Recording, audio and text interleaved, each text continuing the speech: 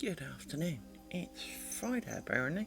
I didn't realise it was Friday already. That's, I swear, days sometimes rush by. Um,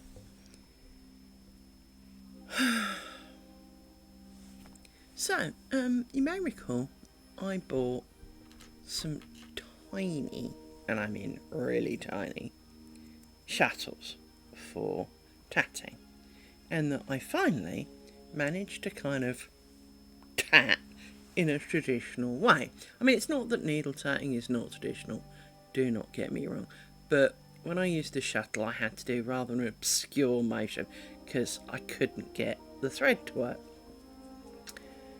And I, I managed to get it to work. Now I had some tiny shuttles, and that I wasn't struggling so much to wield the shuttle as well as argue with the thread and do all of that. But I bought 3 shuttles. Why? Well, because the first one I bought, I got to grips with, but to get any thread off it was near impossible.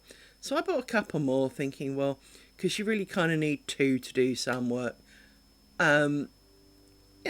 Also I'll get, and so I got 2 more because I couldn't decide which colour, and they're a bit more expensive than I might like, but Anyway, the 2 I received, one was a little bit better. One you could arguably move the thread without, pulling on it hard enough to almost snap it. The other, it spun freely. And, I wrote in the comments for the review of the item that I love them, because I do. But the consistency was very hit and miss, because I had one great one, one and one kind of not so good one, right? So the vendor wrote to me. I didn't notice because I didn't get an email confirming she'd written to me, which I normally do. I got a message through Etsy where I bought it, and it basically said, "I'll make good," which again, is very good. So that's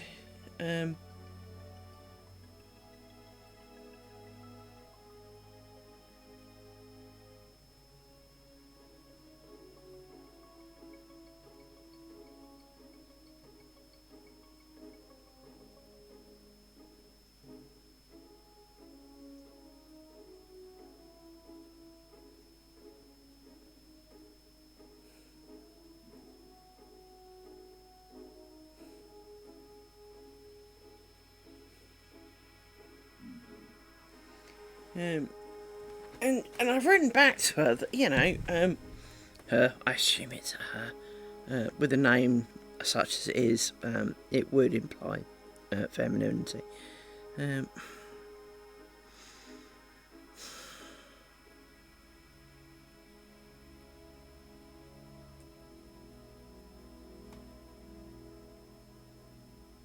Did you? Oh, sorry, was I too quiet? Sorry. Hello you, how you doing? Um, I've been, killing crocodiles. I often go silent when I'm thinking. I go, yeah, due to struggling at the moment, my brain is only capable of one thing at a time at the moment. But it is all that it is. I have been killing crocodiles this morning, and because I could, so that's what I was doing this morning. Right, there we go. Oop, that's kind of not in the middle. There we go, it's moved over it way a bit. So we did kind of well. If I shunt it forward a little bit, you can see I've got a chunk around the back. We've got about, this here is the 12-inch line. So we have kind of just about made it to 12 inches. Oops. Keeps falling over. So I'm doing pretty well with this, actually. Now we do have a couple of mistakes that we've spotted. Of course, there are mistakes that we've spotted. But they're not big enough that I'm going to worry just yet. I am concerned a little that I am making quite so many. I am. But I think some of it is the repetitive nature. When you repeatedly do something, and I'm sure you found this with martial arts, is that you can be doing it, you can be doing it, you can be doing it, you can be doing it, and no, not this kind of mistake. So let me demonstrate the. You're going to have to be slightly observant on this one, because it is kind of that. Let me get a coloured doody. Right. If you look at, it's not this one. If you look at the incoming threads from this side, they're not quite twisted enough. Now, in terms of mistakes, it's really not that big a deal. Now, there were some where they weren't twisted at all. We went back and fixed those, only to screw up again, which seems to be a natural way of living, in that you spot mistakes, you undo a chunk, and then you make 3 more in fixing it.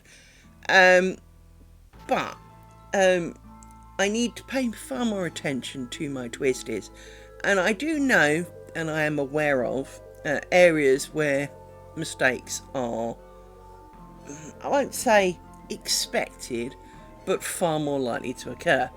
So, for example, if I'm fiddling around with my bobbins, doody-doody-doo, and one of them does the, hey, I'm really long and I'm kind of really annoying now and I need help.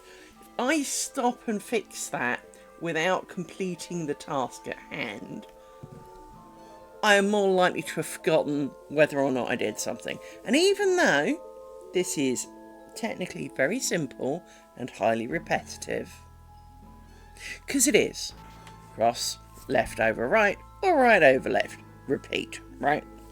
It is quite surprising how you can screw that up. And so it is the minor attention to detail that, and the getting stuck on things. So, and as I was saying, I think when you, like, you know, when you do martial arts, if someone gets you doing a combo and, you know, like 100 iterations of it later, and, you know, they're doing the stupid, it's almost a game where you start off with one move and then you kind of add a move to it, and then you add a move to it, then you add a move to it, and then suddenly your brain kind of wakes up and goes, hello, I'm going to screw that up for you. And now you're made purely of left feet that don't work. And it's kind of, I think, a little bit of that is that because it is reasonably simple and repetitive, your brain kind of goes, excuse me, this can't be right. This must be now wrong. And it's like, I mean, you're old enough. Back in the days when you typed in games from magazines and there were a lot of data statements and a lot of print statements, by the end of a decent game, print was not P-R-I-N-T. Data was not D-A-T-A. You looked at it and your brain just went, no, I refuse that. That cannot be true. And you do get an element of kind of snowblindness to it. And your brain just kind of packs up and walks off. And so I think to a large extent it is an element of that, and having a distraction of, oh, one bobbin kind of goes, I've come undone, you need to fix me. Then your brain instantly goes, I have no idea what I was doing. because I'd gone away with the fairies. I was off, you know, calculating pi to 300 decimal places because I'm bored of this. And it's too easy for it to be kind of like, not that it was telling you what it was doing, but it was like, oh, I'm sorry, were you talking to me? I wasn't listening, you know. And you look back at stuff and you kind of go, oh, it must be here. And you go on and you did, you know, because like a lot of the groundwork, which is where you make the mesh, you have to do a thing before the pin and a thing after the pin. Well, if you're not paying attention, you move on, having not done after the pin, and well, then it looks funny later. As long as you've got a pair of bobbins for every pin, technically there is no underlying repercussion other than that mistake will haunt you for the rest of your life. Which is, frankly, a big enough issue. But, as far as I can tell, and we did have a good look the other day, we have a reasonable... That's right, I'll show you why I put the thing on it in a minute. The reason we're doing that is so that I can undo my little roller thingy at the back and show you what we've done so far. So now it doesn't catch on all the pins. So if I wiggle it forward a bit, this is the bit we've done so far. Obviously there's a bit still in me on the end of my thing, but that's just a blank bit of mesh, look. But this is the bit we've done so far, and well, it doesn't scream. You know, this is, you know, it doesn't scream screw up yet. I mean, normally at this point you go there. Oh, I should just quit it. But you know, to be honest, I mean, well, if you actually think about it, this is less than a month. Now, this was something I talked about on stream the other day, was that when we were doing squares, not that squares are bad, but when we were doing squares, the squares took me, on average, a month a square. And even though I've had a few more days off over the last couple of weeks than I have normally. Mainly your fault for game. But not your fault, please don't take that personally. But you know, game availability is an assistance.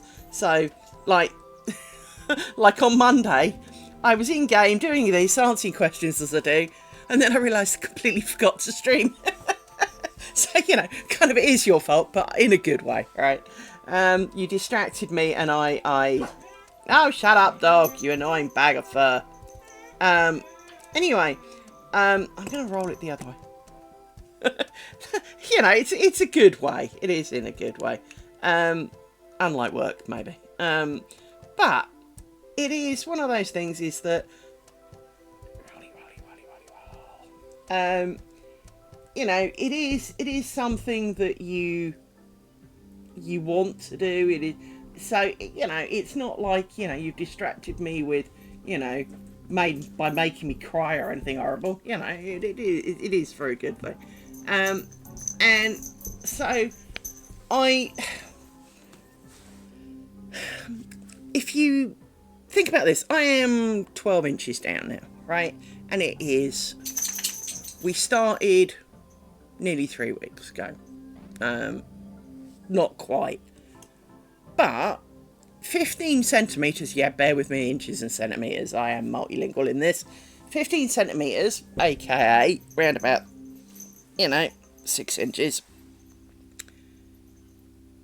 is half a square. So we are a square in at just under 3 weeks. And if I'd not had days off, I probably would have been here at the weekend. So this week, I would now be further down. Strips are quicker. Now, technically, there's no good reason why strips are quicker. Yes, there is the turning of the triangle so that you can work on the next one. But yeah, picking up, you turn it around. It takes milliseconds kind of thing. It's like one CPU cycle. So, I mean, it shouldn't. But somehow, it does. And so with this in mind, there is a really good chance that this, whereas my original estimation for the squares was going to be somewhere in the region of a year to 18 months. This, well, given that basically in a couple of weeks I can effectively do 1 square worth, well, it's looking like it'll be 9 months or so. So in giving up, in shelving, rather than giving up, shelving the square idea, because I did kind of get to a point where my brain was going, but squares is going to look horrible as a curtain. It's going to look a bit weird having, big kind of joiny lines across the window, whereas this has a lot less joiny lines look to it, because, well, there ain't so much of a joiny line. It should mean that, the end product is significantly improved.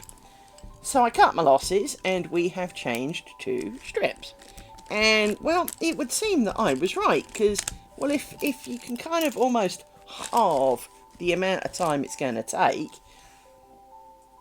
well, it kind of implies that, well, in half the time, I'll have finished it. And so, even though I did half a net curtain of squares, I'll have caught up with myself, but I'll have a curtain and a half. Well, medley of squares, but you know what I mean. So, it's a bit like, dog math. The whole kind of memes about, girl math, boy math, whatever, right? It's kind of like, Liz math, and I get that. But it's almost like I'm not going to lose out, even though I'm starting again, because this way is quicker, so therefore we'll catch up, and I will still have the end result roughly at the same amount of time as to original expectations, but it will be a better one, and therefore I will be happier with it. And Rory, I love you too, but you're not a parrot, my man. You're not. He does this, he sits behind me and puts his chin on my shoulder. It is. And the fact that it will look better, I mean, arguably not perfect, but better. It's certainly, it really is kind of thing. I mean, did you have a good look at my experiment of choice, which was the, which I've got here. Hey EP, how you doing? So, here were my various joins, and as you can see, the first one that looked really good until I washed it. This one looks okay, but you get a bit of a ouch line. Sorry, dog maul. Just the pole. So this was the original put together kind of excuse me, dog, get out of the way. Kind of effort, and this was lots of test strips joined together. This is the approximate width of my window. Let me zoom out a little bit more, because, yeah, here you go. So this is the approximate width of my window. So although I'm planning on doing 7, so this is the window pane. I have room to add, obviously, because there's a frame on the window, to make it 7, so that at least I can go odd, even, because we're doing odd and evens. But this was my overall, sewed it together, and if, it's not perfect, it really isn't, but if you look at these joins, I mean, they're there, I'm not going to pretend they're not, but if I zoom in, wait for it to focus, you can see they're bold, but they're not, I mean, like that, they're a lot less obvious. If you look at this bit up here, it almost disappears. So, with that in mind, it doesn't look wrong. As I said, it's not perfect. And, much as we'd all love perfect, there are fuck-ups. Of course there are fuck-ups. There's many of them. One of fact was the fact that I washed it, which is why it's got the scallopy top to it. Because, of course, it went into a little tiny ball of nothing. And I only washed the first 4 because I hadn't done the last 2. at least if you wash the whole thing, it's a lot easier. One thing I am going to do to the final product is this bit will have it's buried quite a thick, well, the top, which if I put a big mesh, the ground stitch on it.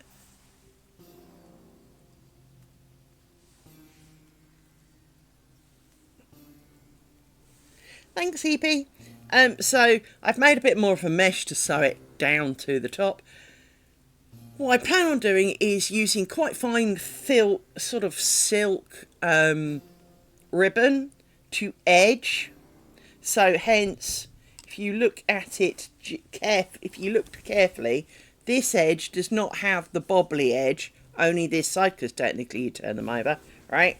So then I will put, you know, down the sides a thin white ribbon so that it holds it a little bit more square and makes it a little easier to pin it out and straighten it after you wash it. Because of course I've got to wash it. I mean, I'll have been groping it for nearly a year, so washing it is definitely a required action. Let's try and sort this back out a bit. Squiggle, squiggle. So yeah, I've definitely got plans with that. So yes. But I am fairly pleased with it. I am happy with how it's coming out. She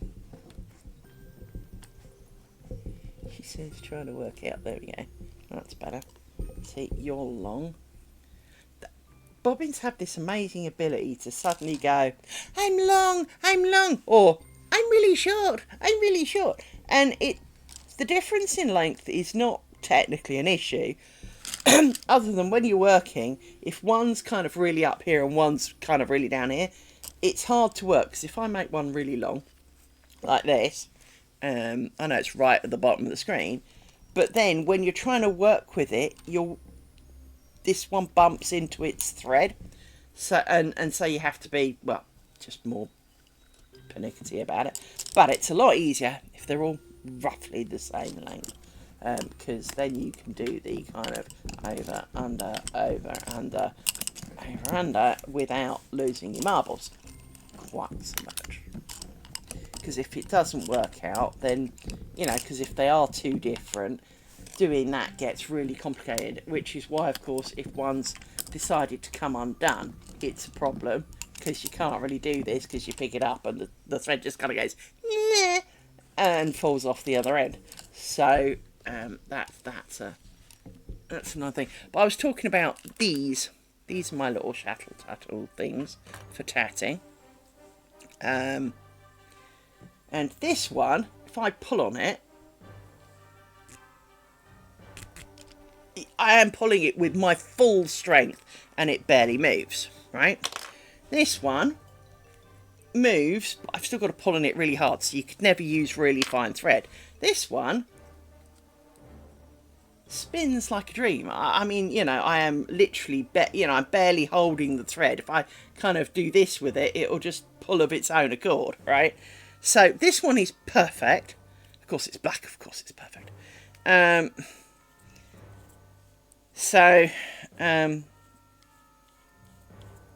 like those. But to show you, Sean, what I've been up to on those, with those, is I have taught myself to tat. And I have made, it's just a thing. I am adding to it, and I'm going to make kind of like white hexagons in a purple kind of background, because I have that colour thread and a thickness that I don't use for lace making. And in fact, look, there they are.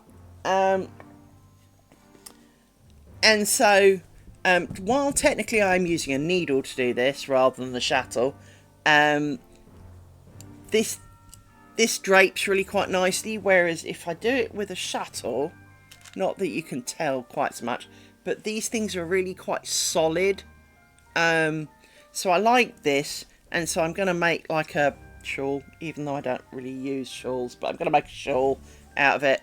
over the course of whenever. But that's actually quite an easy thing to do. Flip thing, poke, flip thing the other way around, poke, flip thing, poke. That's all you do for that with a needle. So that's really nice and easy. That's definitely a I've got one brain cell day, what am I going to do kind of moment.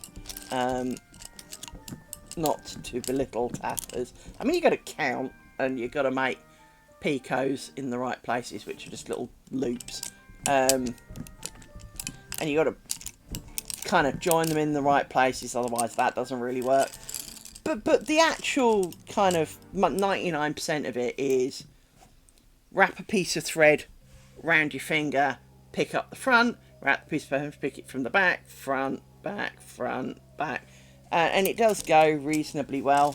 The hardest part is you make the little flower, and when you're on the last petal, to join it up, you kind of got to twist it and fanny around with it, because of course you're working up one side, but you don't really turn it round because you're working up one side to come down the other side. So, because you can't, there's nothing to hold on to.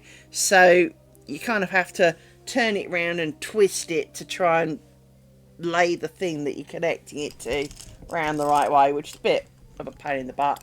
And I wouldn't necessarily want to go much smaller than I've got there because, well, I'm a cat-handed, what's it really? And I got big ogre hands, so my ogreness requires not overly delicate. You see this bobbin? Look, see? This is the problem.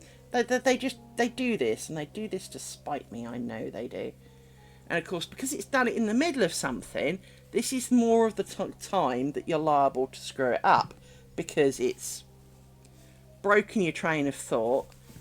It's a bit like anything. It's a bit like playing, developing a game, and you're coding away, or you're concentrating on setting up a load of stuff, and something interrupts you. And it's fine. The interruption's fine. You've got no problem with the interruption. But now you look back at what you're doing, and your brain kind of goes, I'm sorry.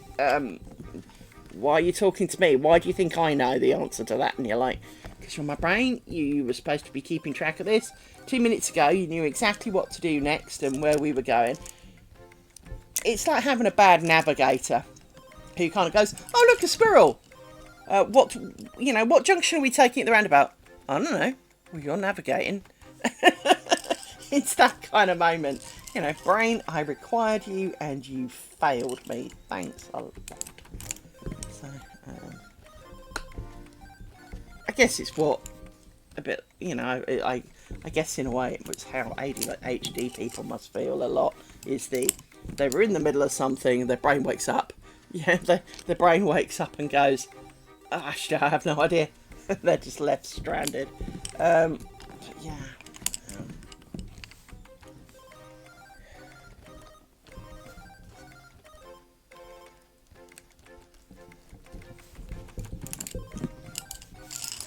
So how's Sean today?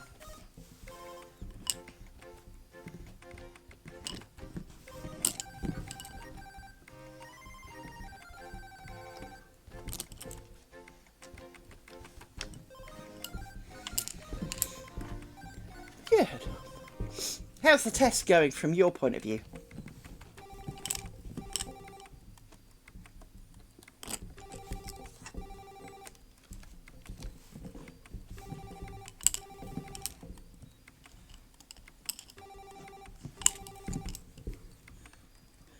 Awesome.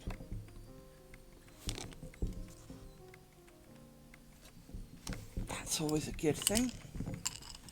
I must admit, they do seem a lot, they, certainly here we are, it's what, Friday? Yeah, Friday. They have kind of, we don't seem to have too many people strolling in and then kind of going, well, this sucks. We don't seem to have had quite so many of those this time round, which is a really good thing. I mean, there was day one, there were quite a few people moaning about not having floating damage numbers. And one guy got real peeved with me because when I pointed out that, yeah, he got really peeved with me because when I said, but this kind of game doesn't normally have floating damage numbers. And one guy sent me a load of tales about how, well, it's in EverQuest if you have an add-on, and it's in WoW if you have an add-on. And I went, exactly. It's not in those games. That's an add-on that somebody else has made. It's not part of the game.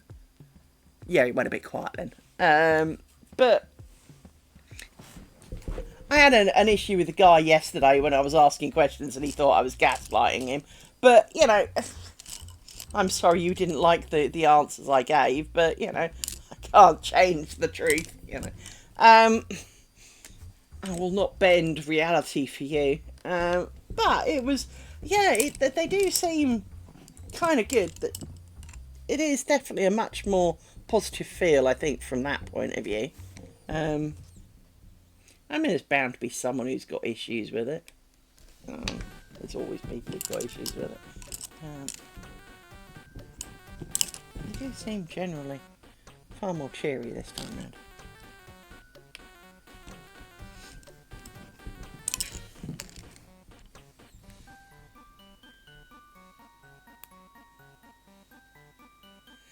Yes. And I think maybe those who are just kind of going, it's a new game, I've got to try it, have all kind of been and either gone, it's not my thing, or, and now, as you say, the people who are finding you are people who are actively looking for a thing like you, not just a thing. It's not the manager, we need to do a thing, this is a thing, therefore we will do it. It is the, ooh, I've always wanted to, you know, I enjoyed that, but, you know, got a bit bored with insert whatever, you know, and, you know, I've been there, done that, kind of, you know, want a new environment, but I liked how it was. It's like reading a book series. You know, you can read a book series, really, really enjoy it, and want to read something similar, but you don't necessarily want to start the same book series again. You want to find something of a similar kind of, maybe in the same genre, but, or similar author, or, you know, have things in common, but not the same. I mean, if someone else sat down now and basically wrote Harry Potter, it wouldn't really work. It would need to be different enough. Now, for, as an example, there is a series called Schooled in Magic, which has, I'm going to say, similarities. In Schooled in Magic, a girl gets taken out of our world into a kind of parallel universe where magic exists, and, well, she's kidnapped, more to the point, and she has to learn, because now she discovers she's got magic, whereas of course she didn't before. And so from that point of view, you go through her going to school. And a little Harry Potter-ish, of course, she is amazingly brilliant and, you know, revolutionises the universe, as all children do. I mean, she's a bit older than Harry Potter when we start the story.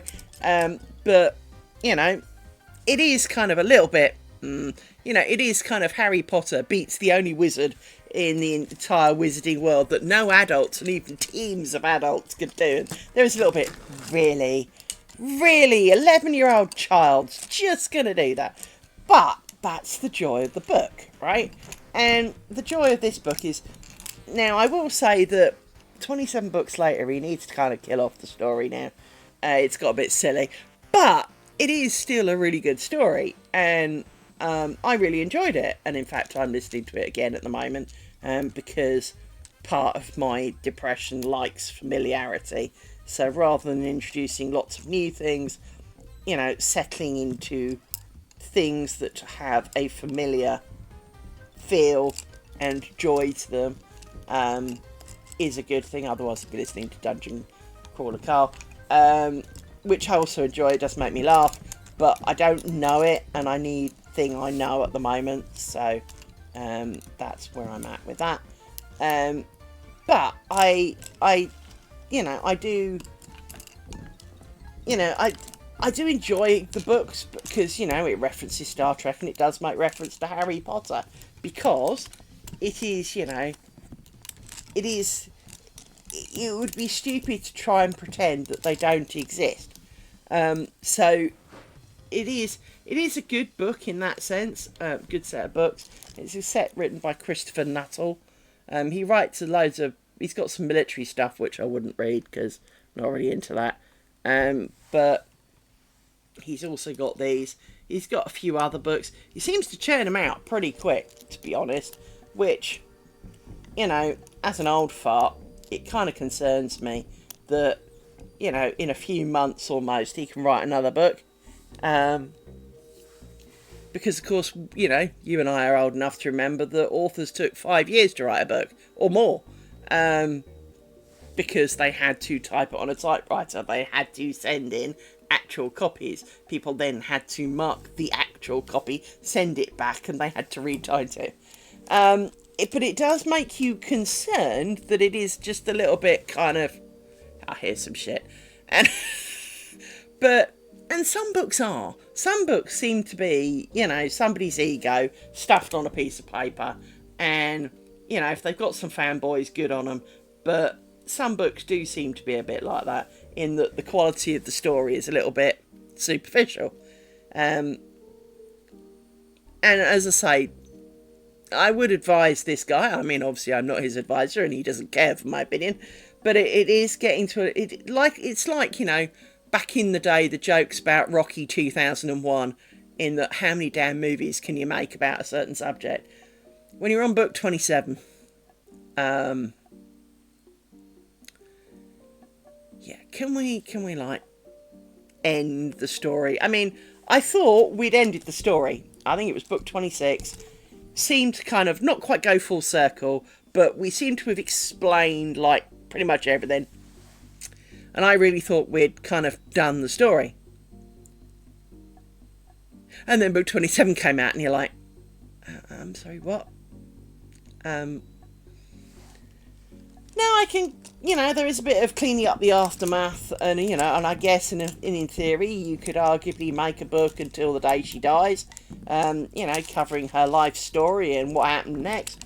But, you know, a bit like the final chapter of Deathly Hallows, 20 years later, this is where they got to. It is kind of enough to kind of wrap it up. That would be good. We do not need, you know, she learned how to make mince pies or whatever. You know, we don't need that. There are times when, you know, you don't need to know that level of a character's detail. You know, if she got married and had kids, you know, mention that in a bit of an after, you know, what happened next. But maybe even a couple of chapters of it. But just kind of kill it off. Have done, you know. So because like a lot of them, it's just getting a little bit, really, which is a shame, because it, you know, I'm certainly saying until that last. True, but sometimes you've got to end before. Well, and that's the problem with Harry Potter, after all, is that if Harry Potter and the Sandwich came out, right, 1 million people would buy Harry Potter and the Sandwich. It's... I get that no one likes to see the end of things, because if you're enjoying it, you don't want it to end. But sometimes you need to end before it's painful, before it's too late. And I mean, TV series have done that quite a few times, is that an awful lot of them have gone kind of beyond their enjoy point to, oh God, have they really made more of those? And they can be series you are totally loved. But now you've kind of got to a point of, yep, I'm done that now. That's kind of done. So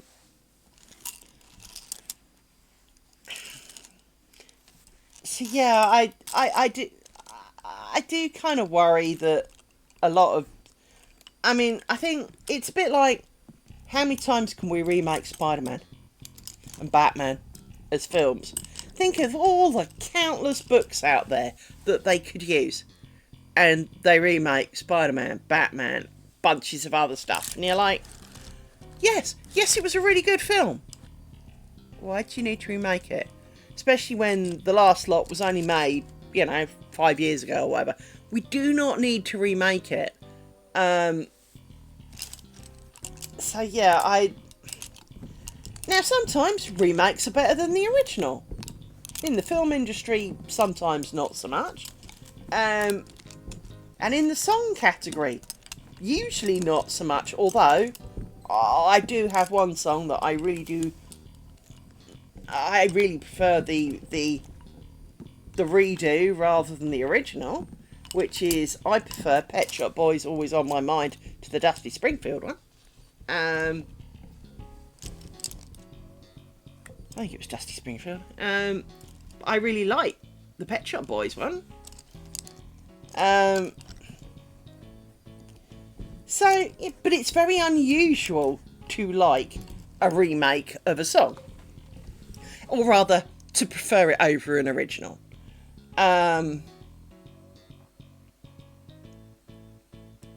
Some of it is because, of course, well, you've already heard it. Actually, another one that I quite like a remake over the original, Disturbed's Sound of Silence. I do prefer that over the Art and Garfunkel one. Simon and Garfunkel.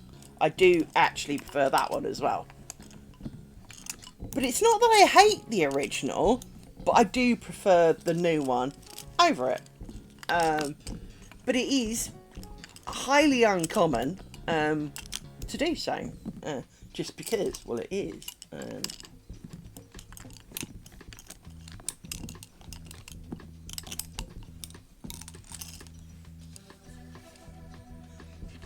See, when Cher did her Shoop Shoop song, which was, of course, a remake, I didn't like it. That's not quite true. I didn't like it as much as I liked the original.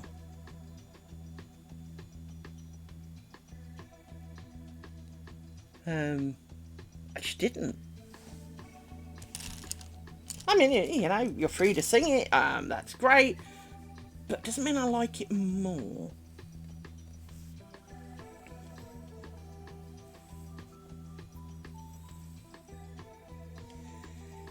Yeah,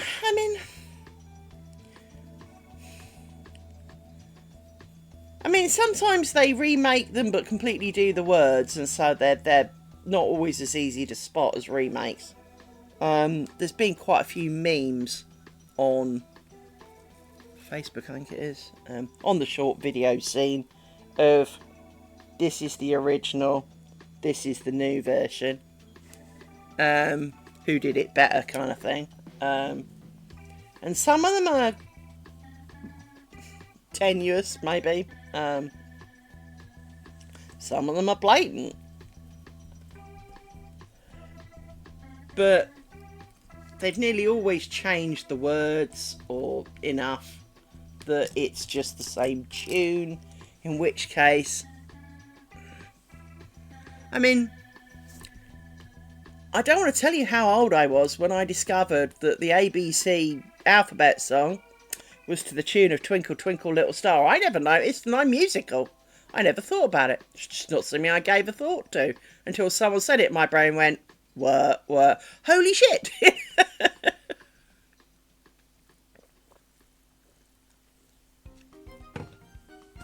I'd never noticed because I'd never thought about it. And I'm fairly observant as a general rule. Yeah. But it is one of those things, is sometimes, because it's not important, you don't give it, like, CPU cycles. And then the moment someone says something, your brain goes, really? What? Oh my god, so it is,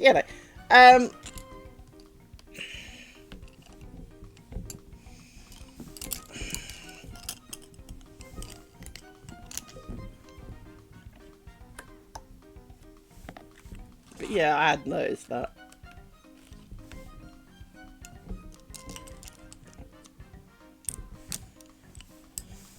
Probably because when doing the alphabet song, I'm too busy concentrating on getting the letters in the right order. Um,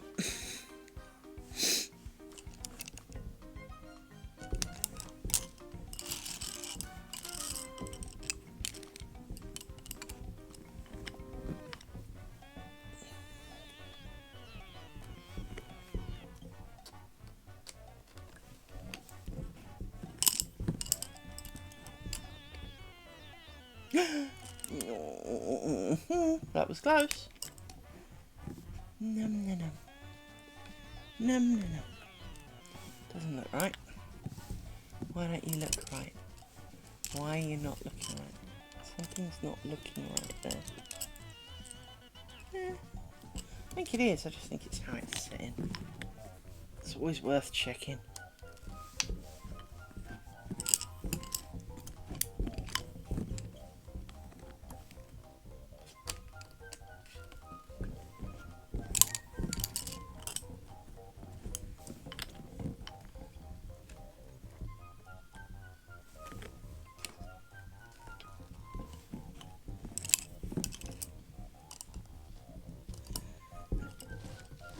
Pop. I also got in the post yesterday. Can't show you because it's complicated to show you.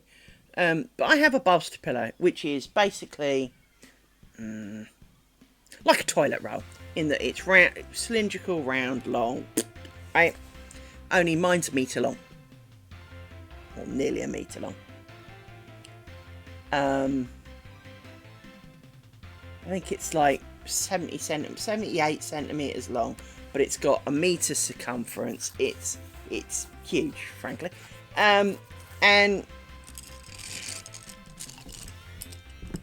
I got a stand for it yesterday. Saw it on eBay. It was in the category of more than I'd have liked, but less than I feared. So I purchased it, and was happy about that.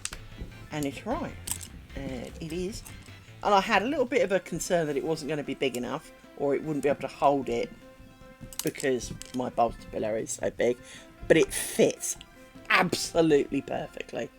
Because I need to point out that I know size included with the, other than the height of it. So yeah, I've now got that, which is good. So for example, I could make this on it because being round, but these bobbins were a bit heavy for that, because they would dangle, and that's not necessarily a bad thing, but they're a little bit heavy to have this amount of weight kind of dangling on it. I've got other bobbins, that's not a problem. But yeah, so I've now got the bigger brother of this, a smaller brother of this, and my massive bolster cushion. So I am kind of set, unless something perfect pops up, which I can't imagine because I don't know if I need anything, but unless something perfect pops up, I should be set. Now I might buy some more bobbins because, you know, I've got a bit of a bobbin klepto thing going on. And, you know, I'm not going to pretend that that's not a problem because, well, I've got a bit of a bobbin klepto thing going on. I have, it seems I have, I know I have a bit of a klepto thing. Previously my main sources of klepto were notepads and pens. I've got a thing about notepads and pens. I need them all of them, every single one. And considering if you've ever seen my handwriting, why? Because that's definitely not a good thing. But as an example, this also arrived in the post yesterday. I now have a Unity pen. I got some other things in the post, but I've got a Unity pen.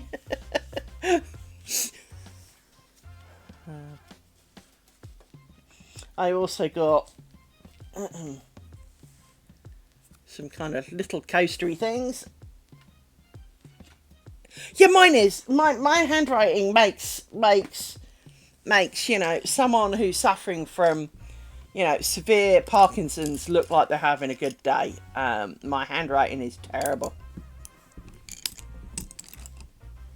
Wow. Cool. That's got to be useful. All the hidden things that he must know.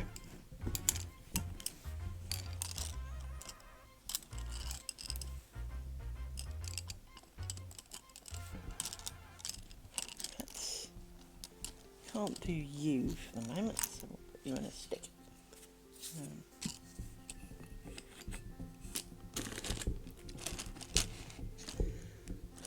Plus, of course, he's got some friends who will know where to look and what to look for, and yeah, it'd be very useful.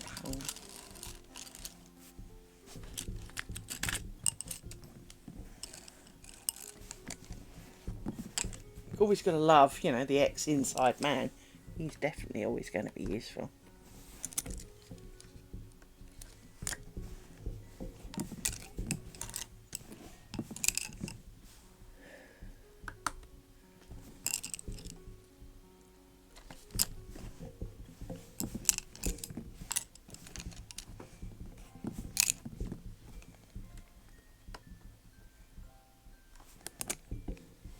I just noticed my heartbound music looks really, really quiet. Is the music really stupidly quiet?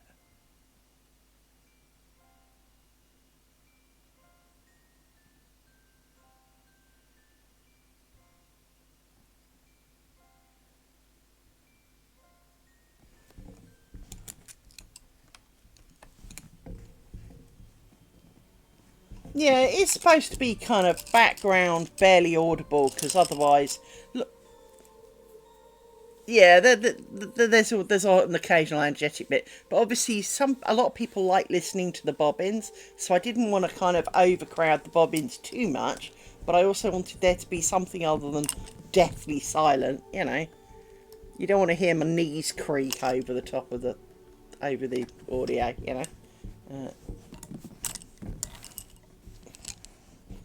So I wanted it. I mean, occasionally we do 80s music, which is a bit louder, and we just go for it. Or actually, we've done 70s and 60s and 90s and various artists and hits of whatever. And we've also remarked occasionally about how Amazon's choice of music is a little bit weird.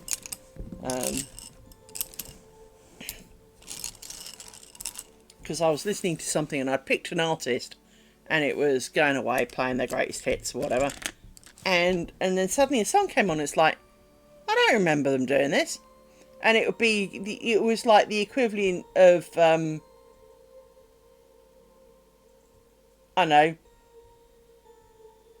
Westlife doing A Town Called Malice, and of course it was the original Town Called Malice, not Westlife, and you're like, not that I like Westlife particularly, but I was trying to think of someone who would never have done A Town Called Malice, or wouldn't even dream of singing it, and it was kind of like, and yet on the actual thing, it said, you know, playing, you know, I know, the equivalent of Westlife's greatest hits, and there was A Town Called Malice, and it's like, wrong category, love.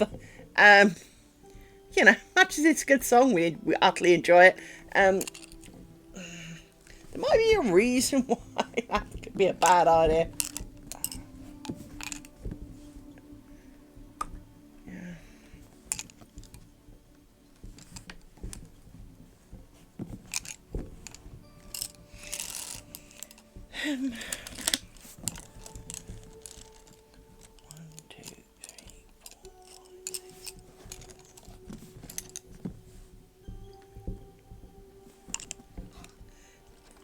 And I'm going to moan about it for like the third stream in a row, but having broken the nail that is my picking finger for picking nails, for picking pins, is a bit of an annoyance.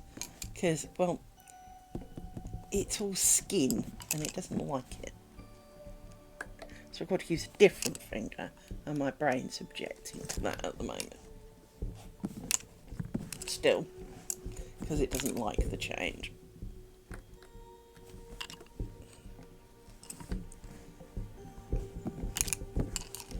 Let's put you in a stick.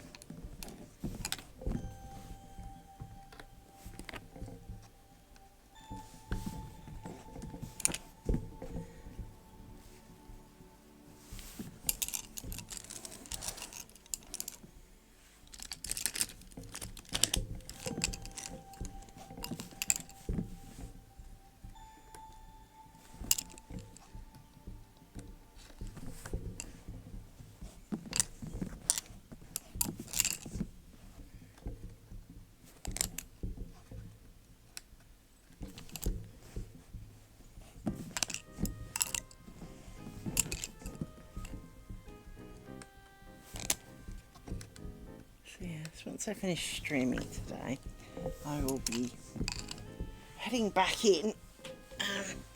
I don't know whether to venture on up the levels or start a new character, because, well, starting a new character is something I do a lot of.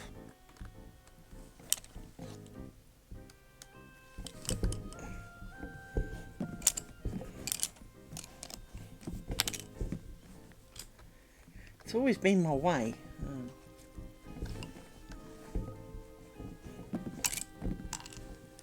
It is. I mean, one of the key things that I find, certainly from, trying to help you with your game after all, is that everyone else is usually on the quick rush to get to the highest level possible.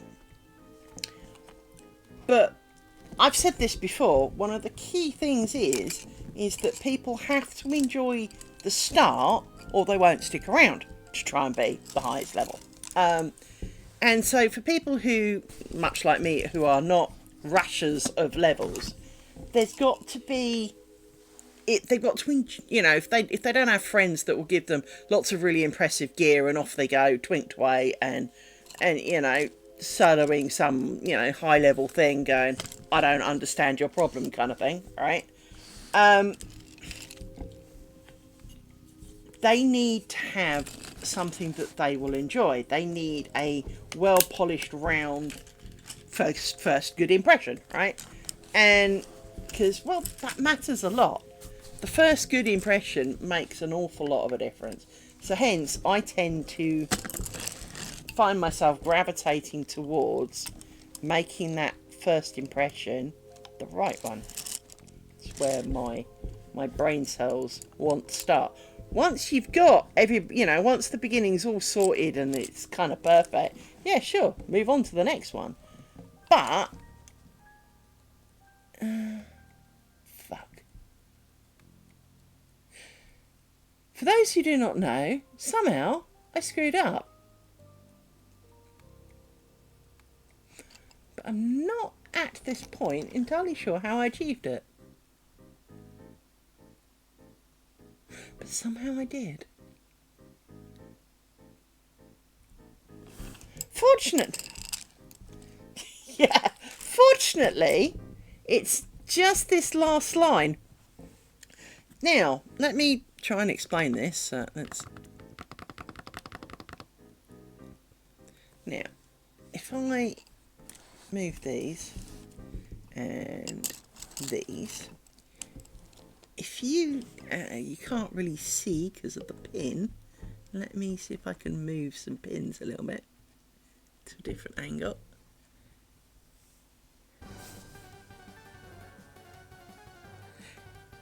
Congratulations! More to the point, this pair should have gone in.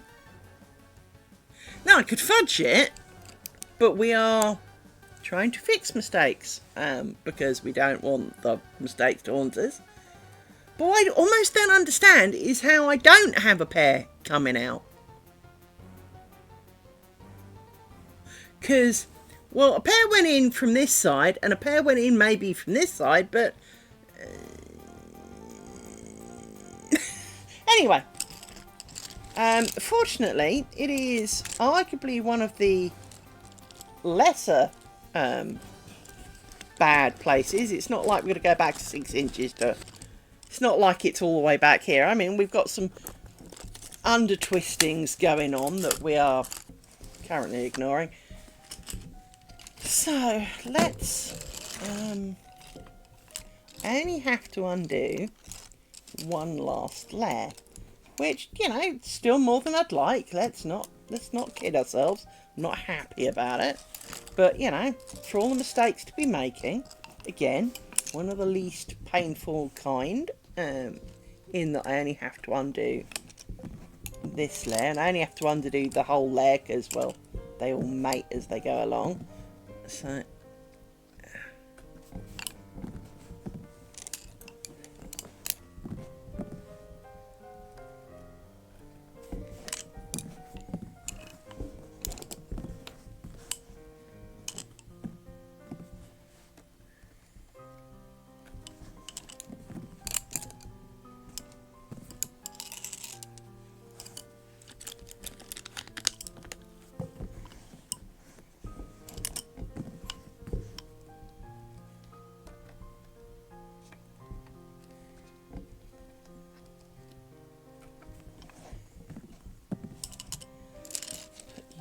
stick because it's getting busy. 1, 2, 4, 5, 6, 7. Yep.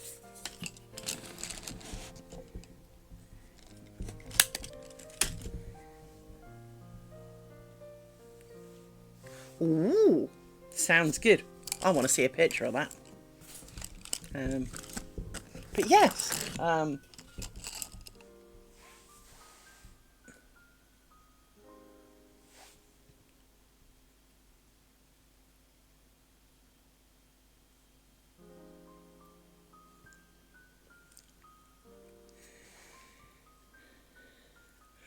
one thing you can...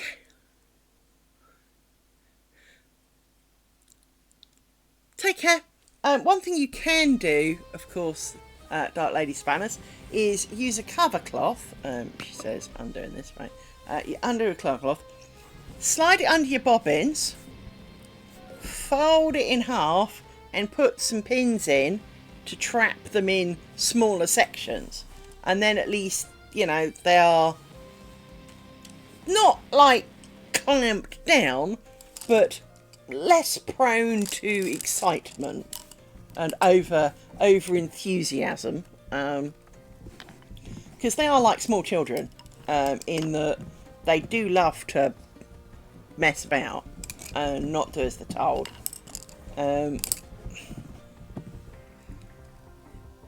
I recently, she says grabbing one, I'll warn you, it's a hideous colour. But I also got these recently, which are also bobbin holders, and these work quite well, but obviously you only pin them down at one end. Rolling your bobbins up into a roll is quite a common thing before they invented... I'm not going to say before they invented bobbin holders, even though I was about to. But it's not... But as an alternative, so for things like Honiton, where you've got those kind of toothpick-sized bloody things, that's what they tend to do, is roll them, you know, almost, because then you can almost roll them up and tie them up with a bit of string for travelling, and then they are not going anywhere. But one thing I'm sure you'll agree, that there is nothing that gives me more anxiety, other than general things in life, than seeing like a huge stack of bobbins. And they just kind of go, chuck, chuck. And then when they want them, they go, pick, pick. And you're like, if I tried to do that, there'd be bobbins everywhere. And there'd be the language of a sailor. Because, as we all know, especially anyone who's done computing, so you lie cables like this, parallel to each other. You turn around, you come back, and they've gone, ping.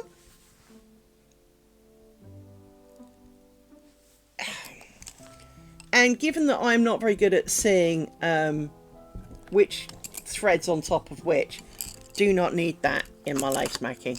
I absolutely do not need lace making to be the tangling of the strings, you know?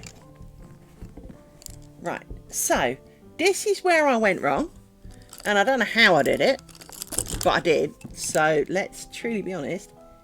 So yeah, there's something weird going on, because if you look, zoom in and go back up,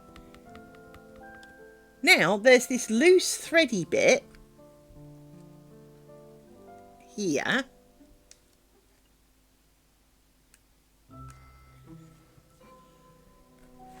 so I'm going to undo you as well.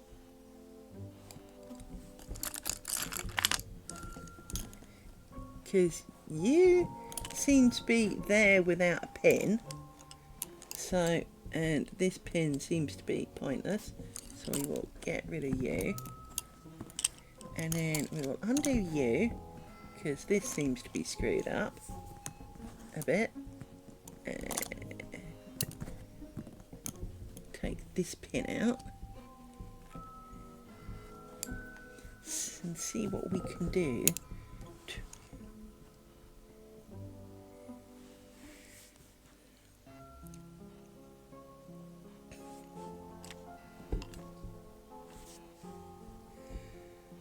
Right.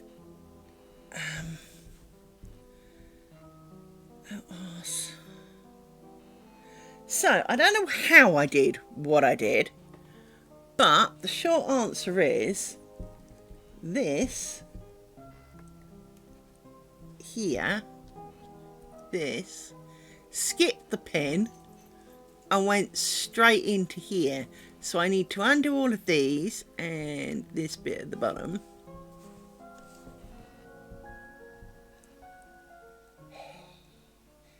But I'm not going to live with myself if I don't. So the phrase arse comes to mind. So we will pile in 1, 2, 3, 4, 5. You back in with you lot, because we need to get back to you. We don't need you immediately. We will need you imminently, but not. So we will have to undo some of this. Basically, we'll have to undo all the bit that I just did.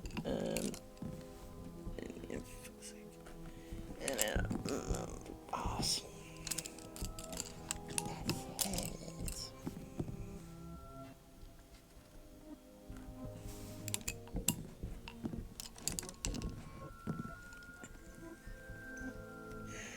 Yeah, and if it wasn't going to be for something quite so, I mean, I did set myself, I mean, as you know, when I was making the squares, it was kind of, if I've taken the pin out of it, I'm not going back to fix it, because it's too far back. Because I've got sufficiently more pins here than I did on the square, it does very much depend upon what exactly is that needs fixing for me to go back and fix it.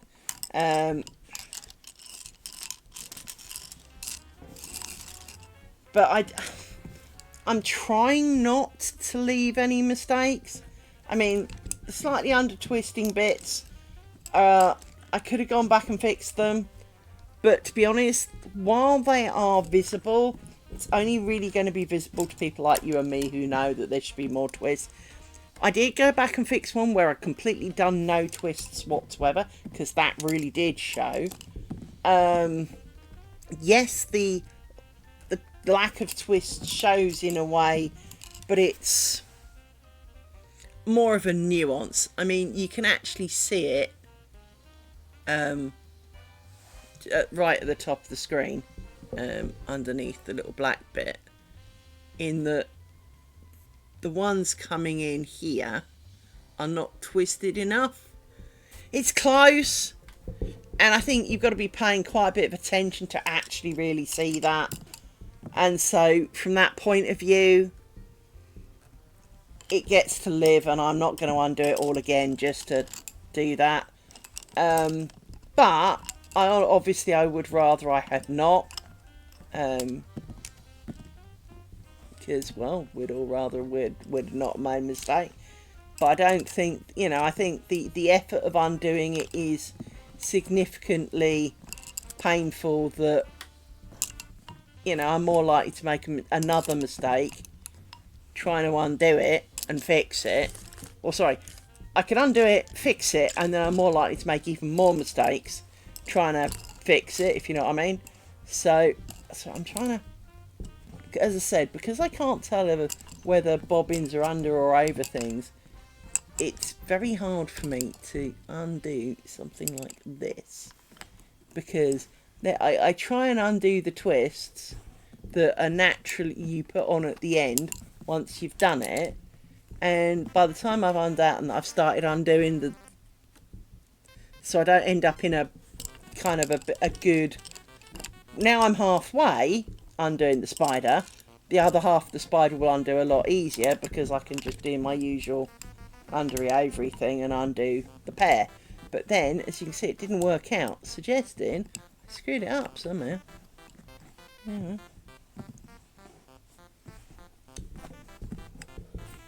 And I really, really, really, really, really, really wish I could see whether threads were under or over.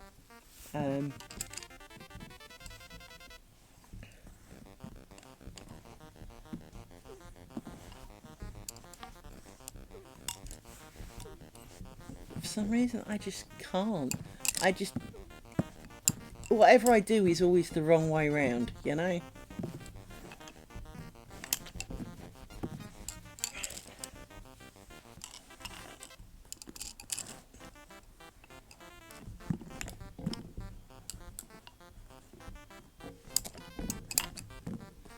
That's not right, because you're twisted.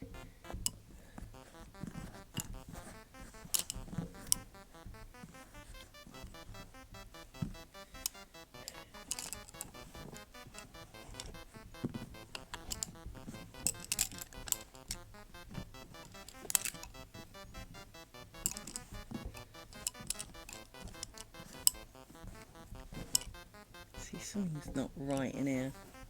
I can't really see what it is, other than it's just not right, and I can see that it's not right. There you go.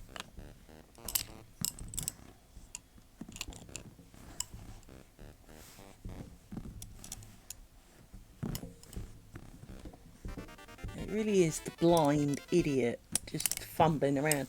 I might as well just shut my eyes for the amount of good I'm able to do when I'm trying to tell what's... I could see just as well with my eyes shut, is the short answer.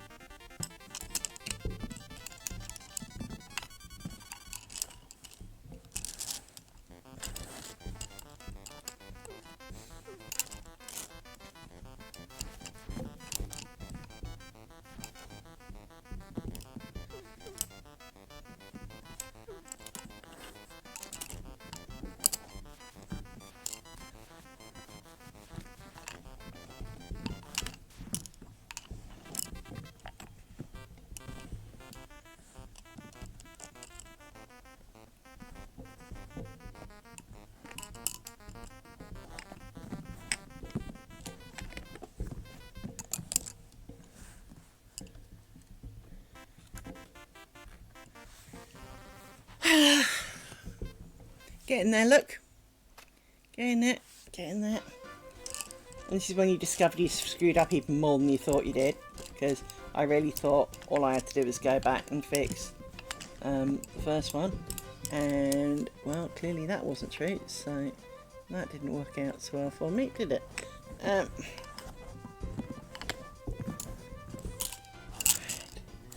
now I need one of you.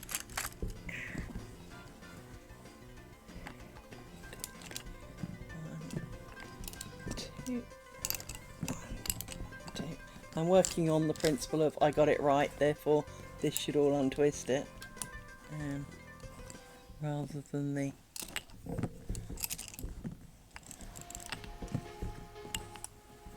hopes that I'm trying to check that I actually get it right. Now, there we go.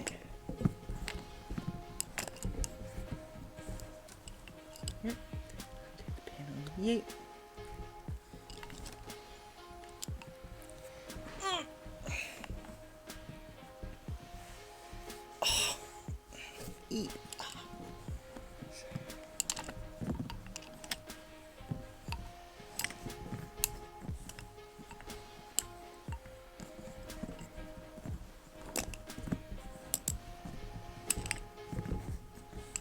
So, now we have to do this right and work out how we screwed it up, because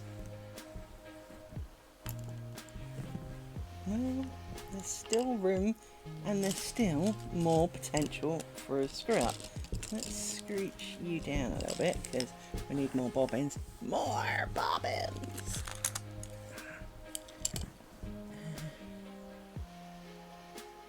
And you don't have a pin.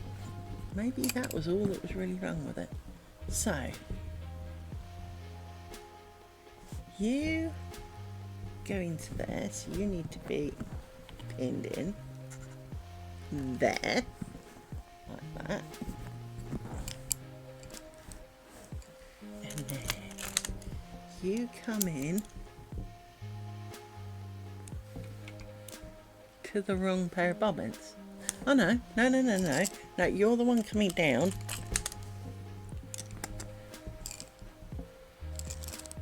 You go that way. You go that way. That's okay. Come on. Come on. Come on. Shut up, dog!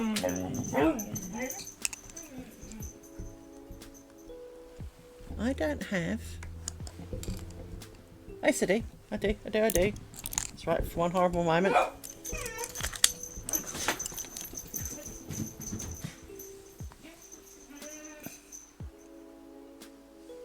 Take care. Have a good class. Oh, doorbell. Hang on.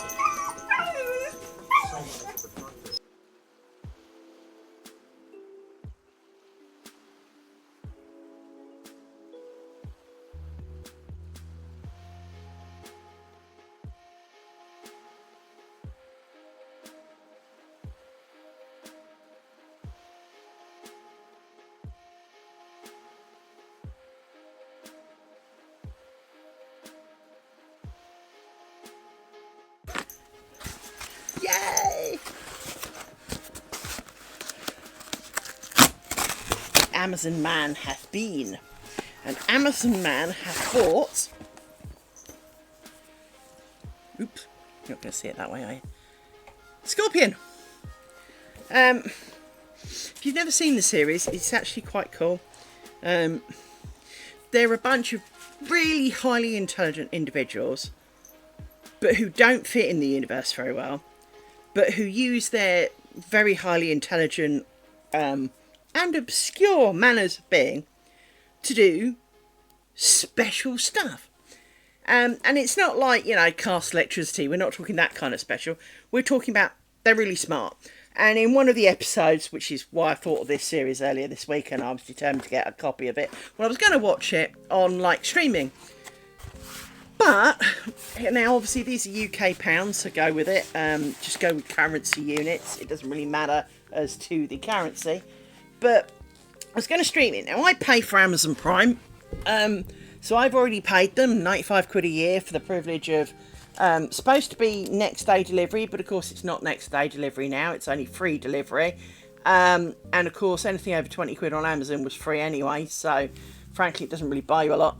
And the video, oh wait, you've got to pay another 4 quid a month, so that's another 96, that's another 48 quid or whatever it is, a year for no ads in that. And then of course 99% of the stuff that you actually want to watch on it is not free. So, anyway, so I went to look to stream it, because, well, you know, as I say, I really quite like the series. And series 1 was £30. That's a lot for something that is over 10 years old, right? Is it 2014 or so? Let's see if it says on the back. Usually there's a date on here somewhere.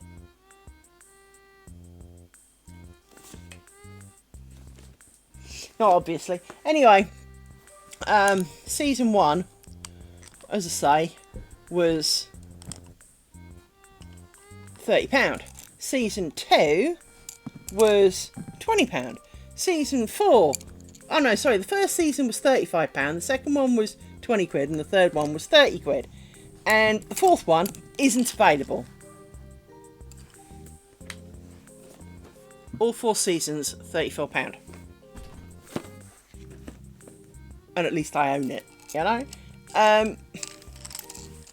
Just always strikes me as slightly irritating when you have that, in that I've paid for a streaming service. Most of it's on there, but not all of it. And the prices are astronomical. It's not, because, as I say, it's not like they haven't had 130 something quid of my money already. Well, it's over 140. You'd expect to pay effectively a discounted rate to rent a series, you know, to watch the series and buy stroke rent it, if you know what I mean. So with that in mind, I just kind of, it just kind of rubbed, and so I bought it instead, which of course means I have to get the DVD player out, but I've got a DVD player for my PC, so I can always do that. It just seems slightly frustrating that, I mean, I've got a TV and a DVD player, but I don't normally watch them.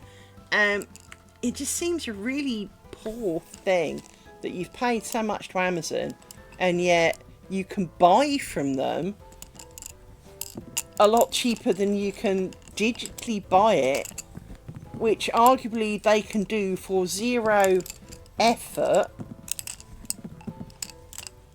Because, you know, there was a conversation the other day about ebooks and books, and someone made a comment about how ebooks should be really cheap because, well, they're free. Well, they're not quite free, but they are in effect free, in that once you've written the book, you've done all the writing, you've done all the work, so once you've put it in an ebook format, whether you sell 1 copy or 1 million, there is no additional effort. Especially if you're flogging it through Amazon, etc. They bear the brunt of the $1 million, right? And there is a bit of me that kind of agrees with that. But I don't mind paying, you know, a reasonable amount for the book. But what I do mind is when the ebook's more expensive than the book. When the book needs physical shipping, physical resources, physical, I do kind of feel a little put out by that. In that seems a little bit unreasonable. Maybe I'm wrong, but you know, I'm not going to say I'm perfect, so maybe I'm wrong. But it does seem a little bit unfair that something that technically costs the author nothing to produce for you, then, well, surely it should be cheaper.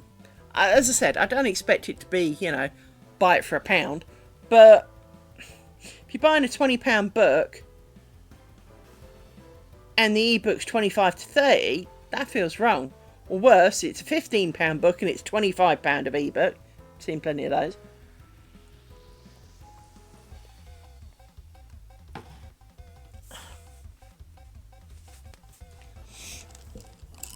So yes,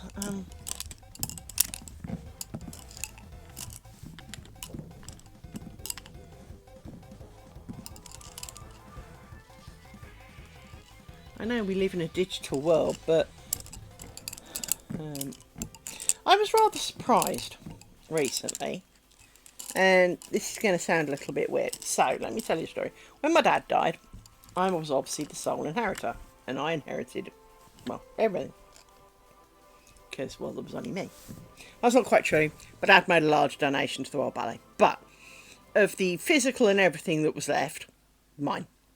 No one around to contest it, because, well, there's only me, therefore it was a fairly easy and quiet life. Now, it's not surprising, but it is surprising how much taxes the government want for this. Now, when I did it, which was, it's got to be, well, it's pre-2000, so it's got to be 7 years ago now. I'd have to go and count them, to be honest.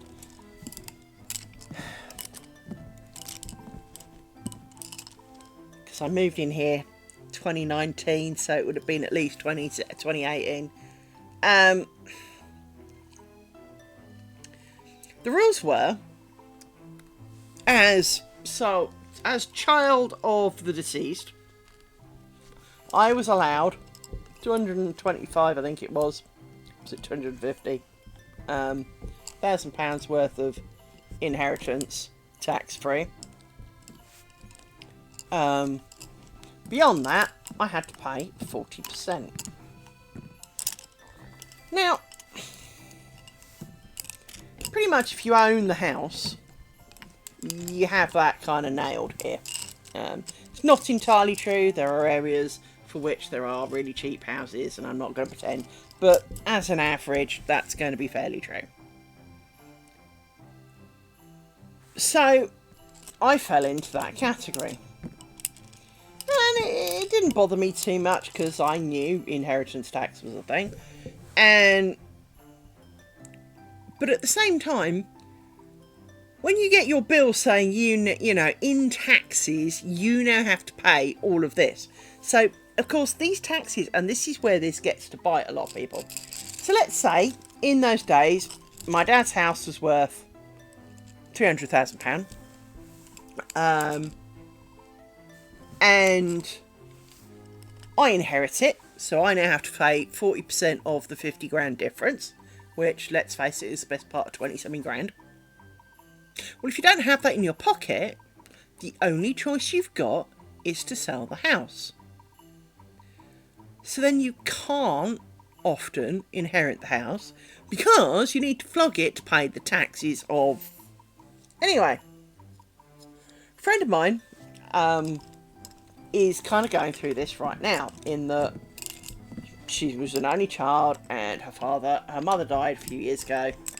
Well, just after, you know, during COVID kind of times. And her father died. Was it last year or earlier this year? Lose track of time. Anyway, is now deceased, which is the point, right? But they've changed the rules. Now, another friend of mine, my ex-husband, when his parents died, he has 3 other siblings, so there are 4 of them. Therefore, the amount was shared per sibling. When they did it, about the same time, well, it was just before my dad.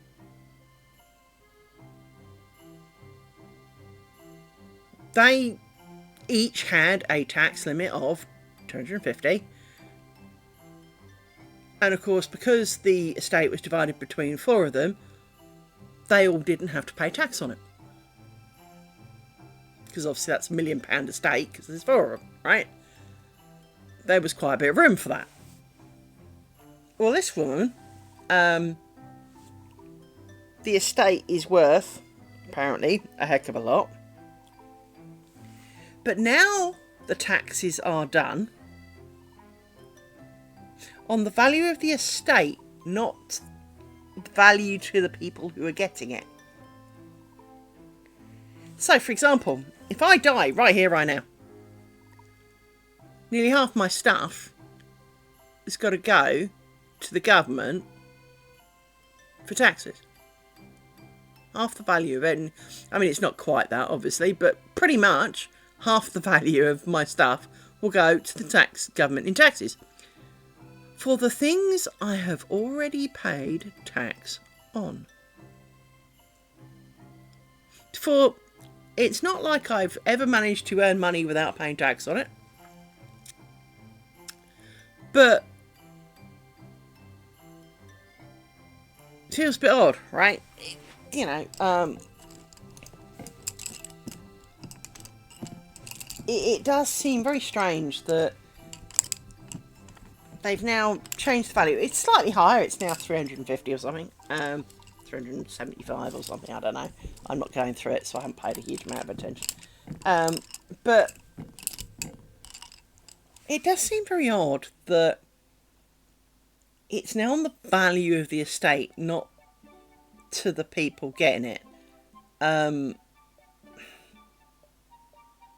it almost makes it not worth saving up anything for your later life to be comfortable.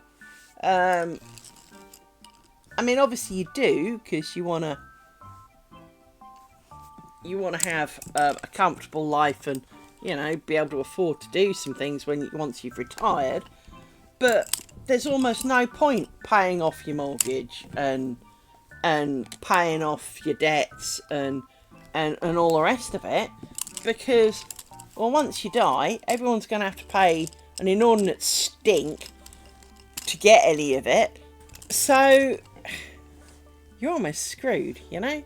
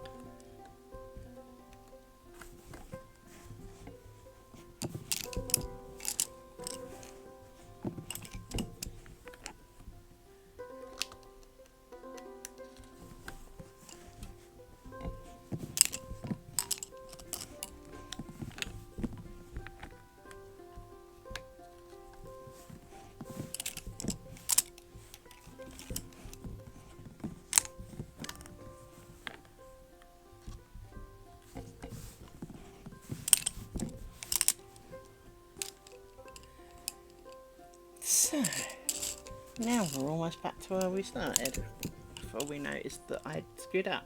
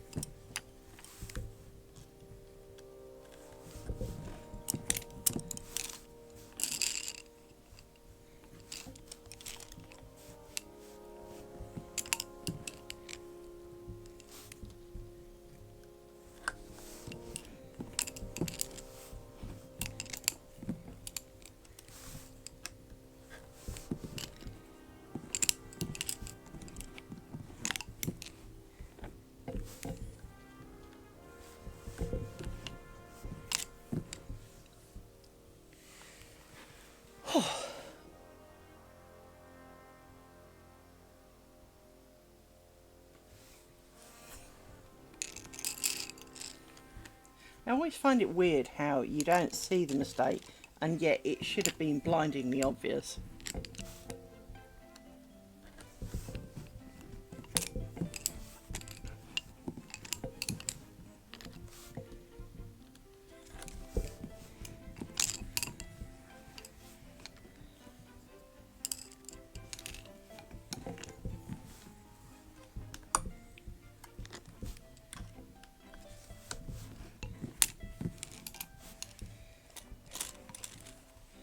One, two, three, four, five, six, seven.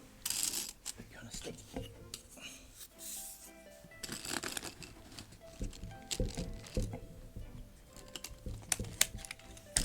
Stick. Let's move a load of you down. 1, 2, 3, 4, 5, 6, 7. If you want to stick for a minute.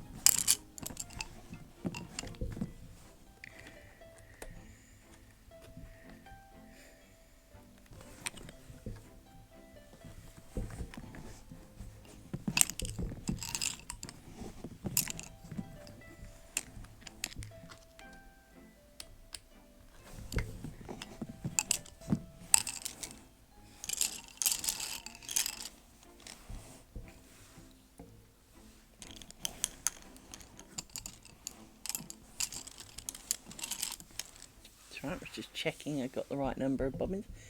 There, that looks better. See, we're trying not to leave mistakes. We don't want there to be mistakes, and if we spot them, and I could have fudged it, but I didn't want to. I mean, it probably wouldn't have showed that bad if I had, but don't want to. I want it to be right. Because I do. Let me put some Vaseline on my face so my lips are sort of...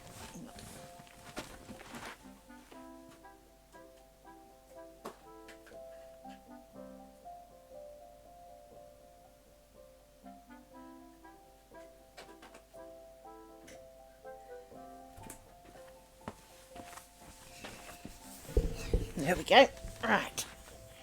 Because of course I have to keep the Vaseline well out of the reach of the dog, because otherwise the dog eats it. And it has the expected results, to be honest.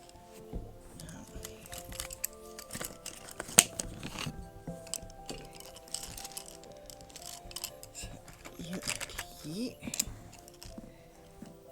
twisted.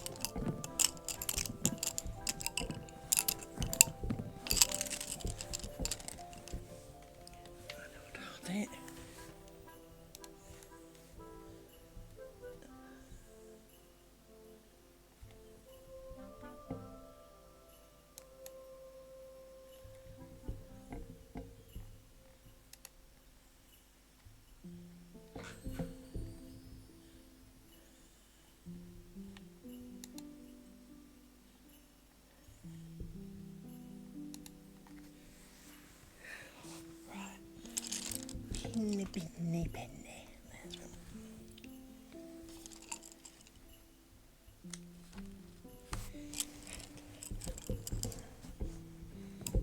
Snaggity, snaggity, snaggity, snag. There you go. So you're long, you've suddenly turned long for no reason.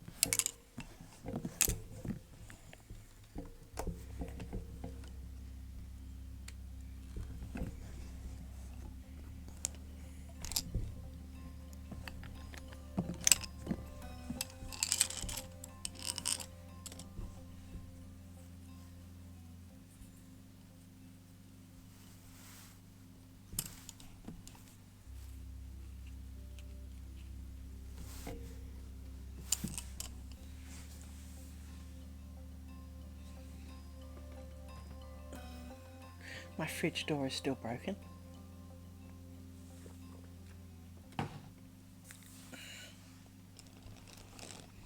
I think we should change the music. I think we should do some...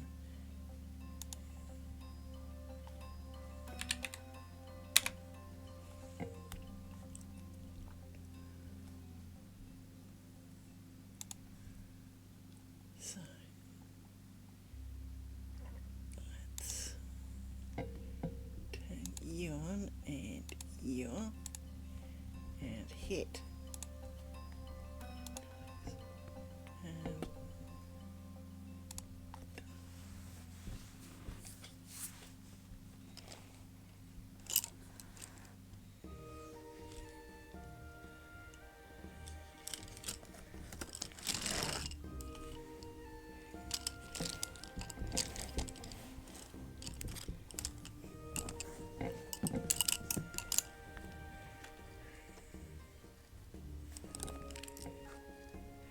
not exactly the best opening start, is it?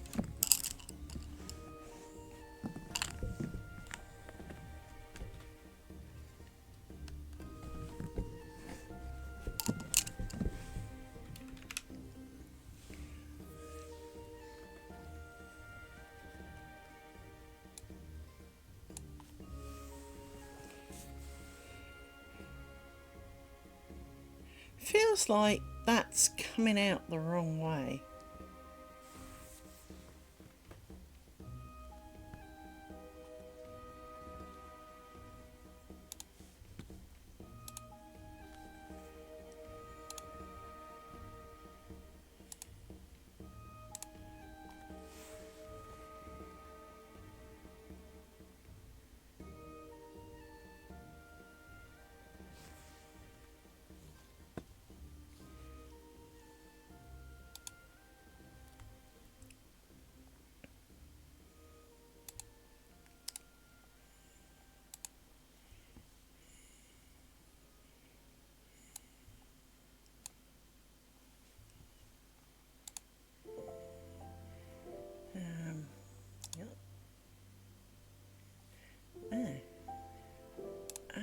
That didn't do quite what I expected.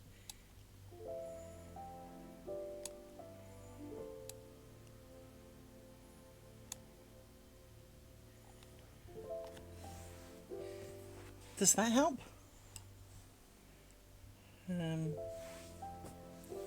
Or is that a bit loud? Sounds like it's a bit loud, I think.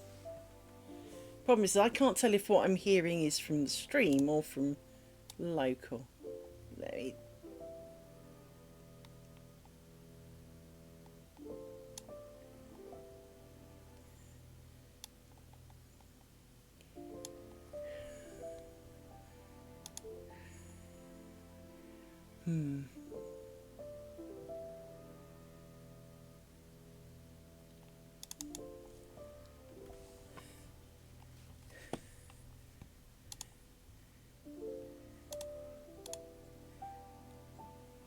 Let me see if I can find out what I did with this. Hang on.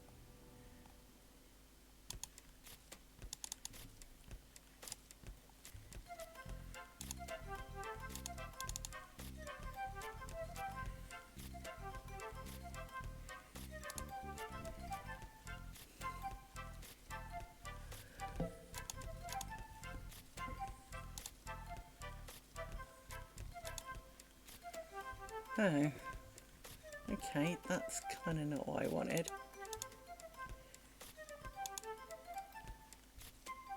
No, I didn't want that. No, I don't want that either. I need to check something else first. Hang on. No. And now I can't see the thing that I want.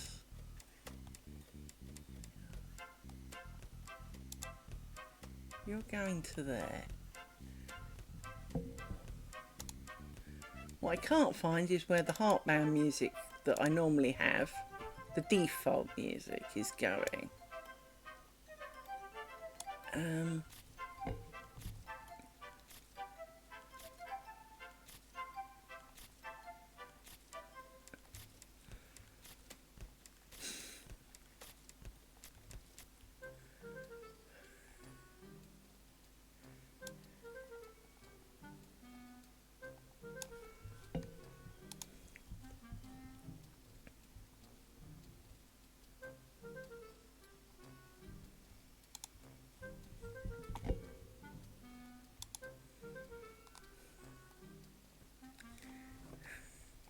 Got to be careful, because I remember how I did the heartband music was I outputted it somewhere, so that it would play, but it doesn't go in my ear, if that makes sense.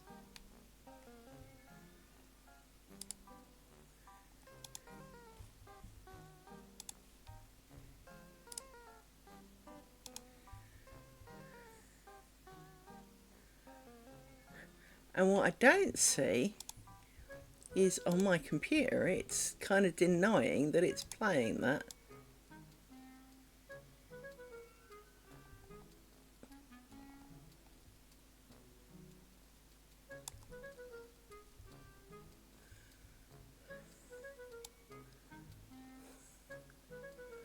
Okay, let me kind of go a bit nuts.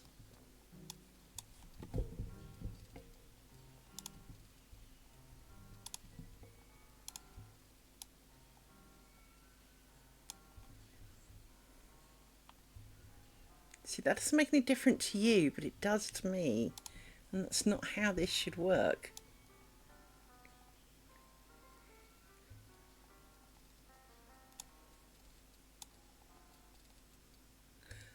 See, if I lessen it for me, you can't hear it at all.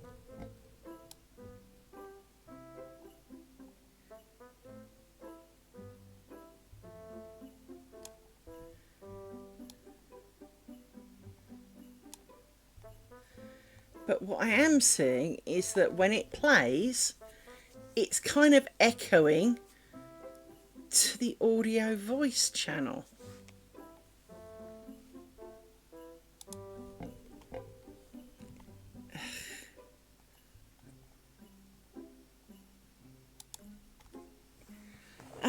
Let's leave it alone and just keep going. You'll have to tell me if the music's too loud and you hate it.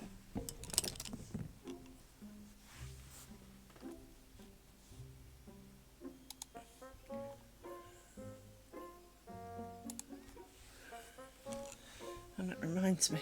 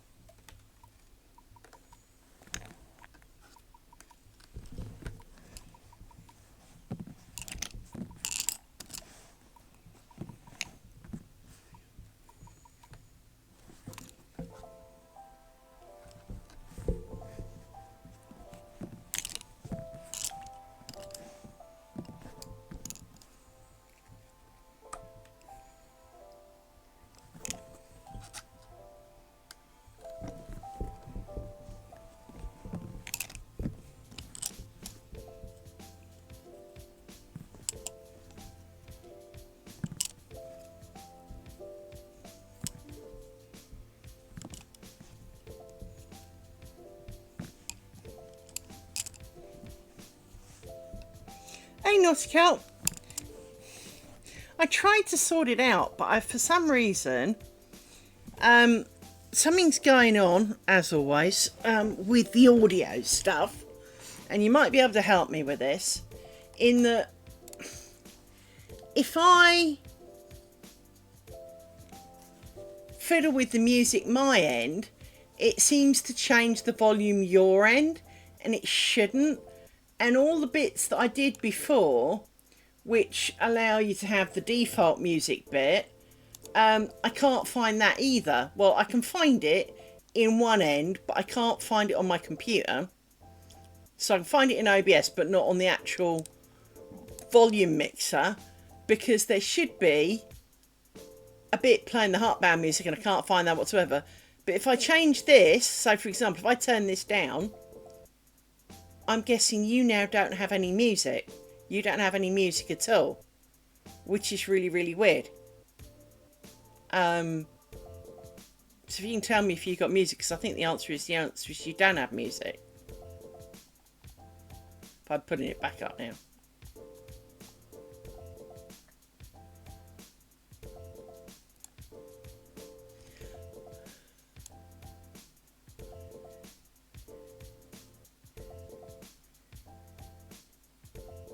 Okay, well, it's not below a threshold, I turned it off. Well, I didn't turn it off, but I did, if you see what I mean. But what I can't find, for some reason, is almost how. Because, like I said, if I go into the setup of it, it's almost like it's not, it doesn't show where it's picking up the music from, or how it's picking it up.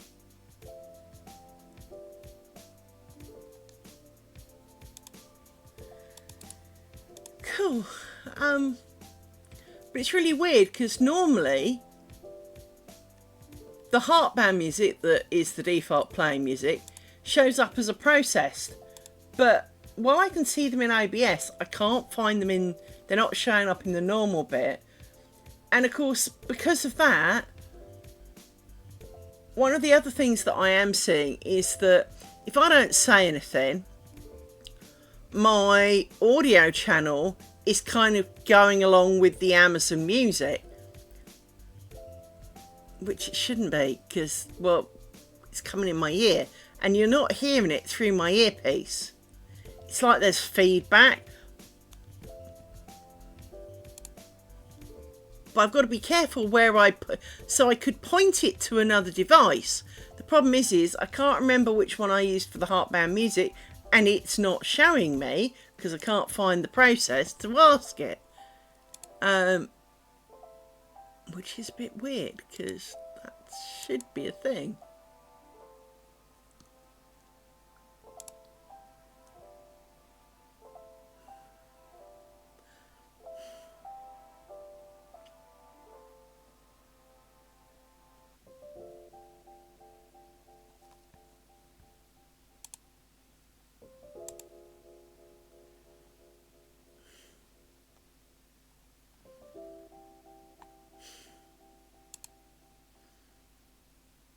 So the moment I do that, you can't hear it anymore, nor can I. So that's no bloody good.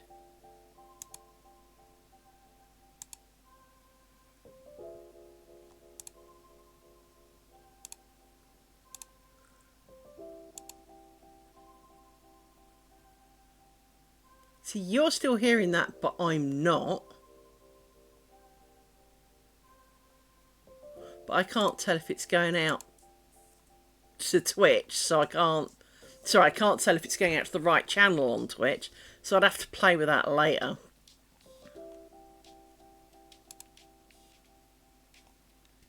But I don't understand where the heartbound music's gone.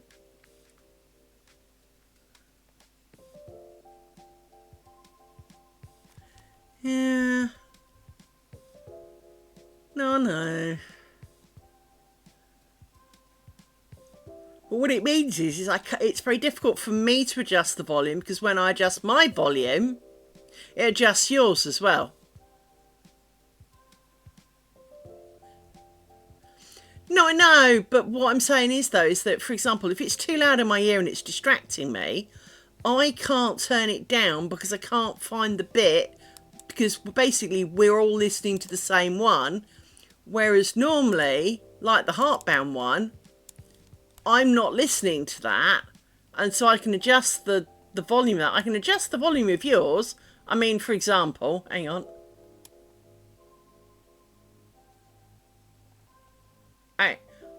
I can do that, and that didn't change anything my end, but made it loud. Your end. But what I can't seem to do is make it quiet on my end and keep it okay your end.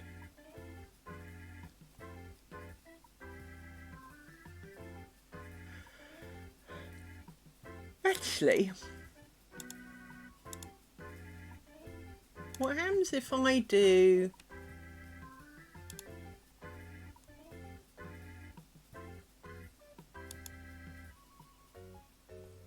See, that didn't make any difference whatsoever.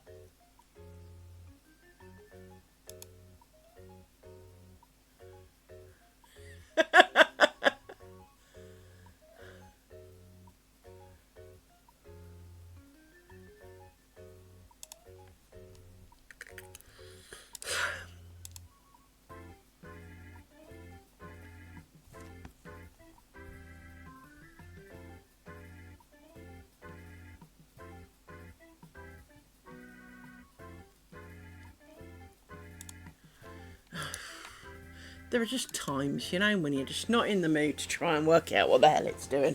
Right. Let's get back to what we were doing.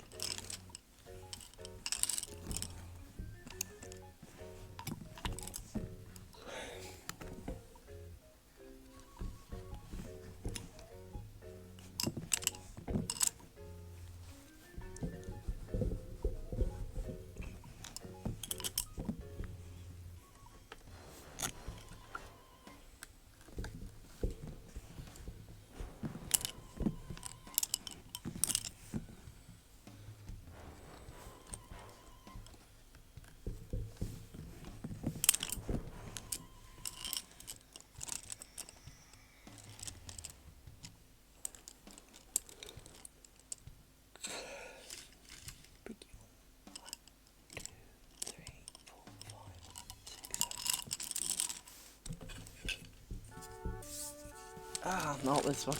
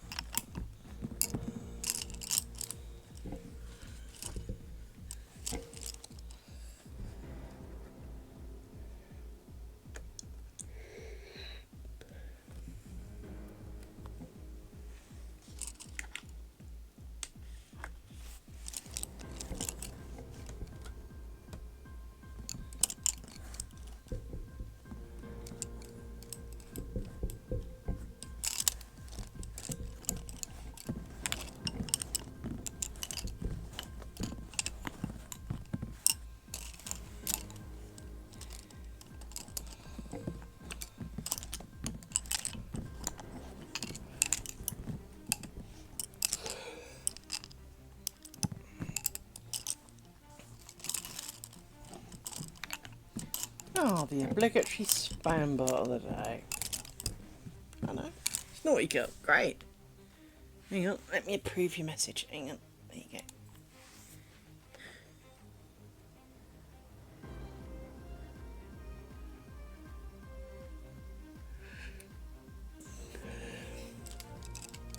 Fair enough. I mean, yeah.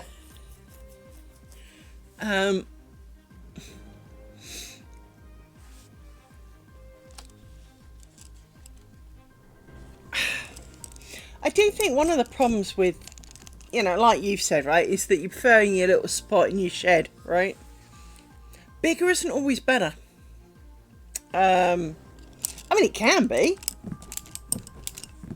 but it's not always better.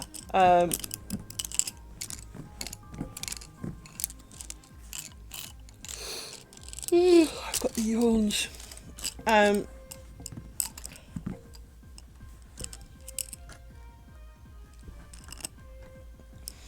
Because sometimes the personal part of it disappears, and it becomes too almost commercial or cold if it's too big and too...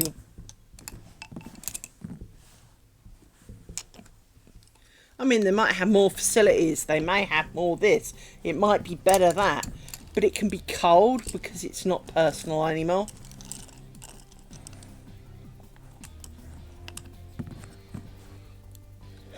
You know, it's the difference between going and sitting with 6 people who all know your name and, you know, kind of half your family history, and going into a room where there's 200 people and you don't, and you'll know like the 5 who sit near you, but that's it. It's not got that kind of friend feel. It's got more of a you've gone to work feel.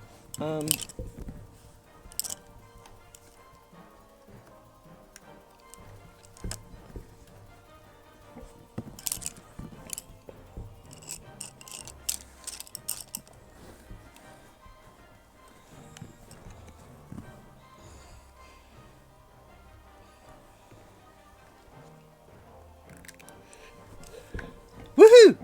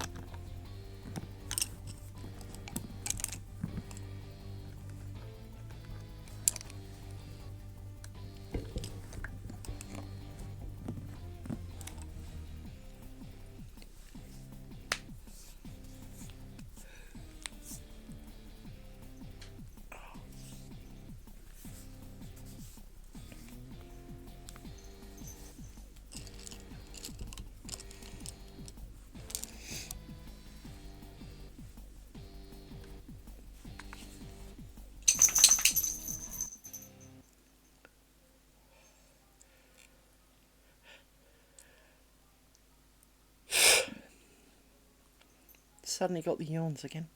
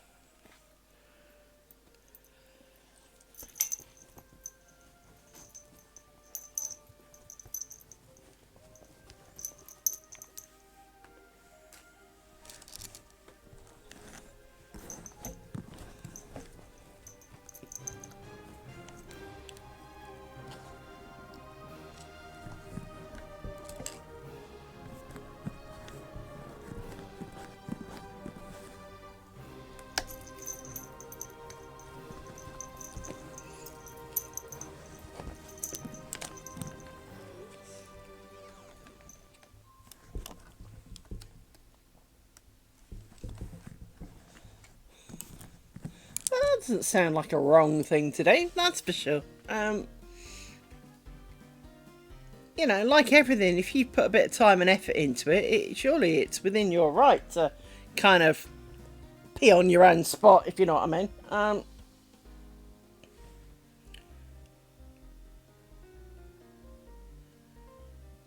That's where I'd heard it before.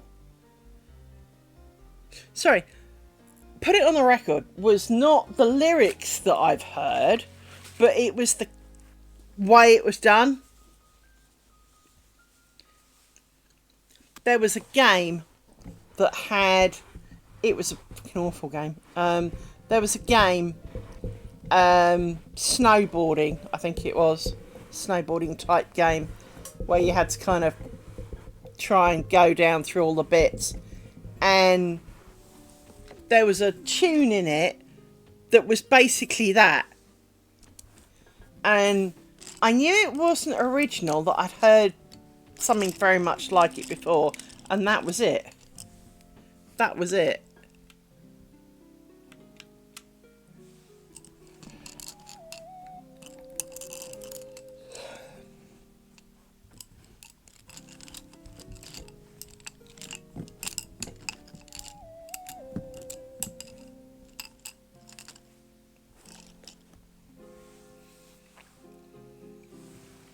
Actually, I wonder if Amazon Music's got a song from thing.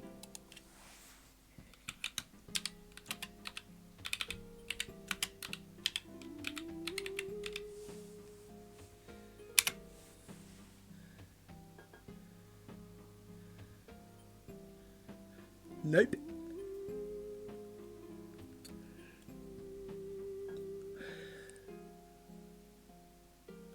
No idea. Hang on.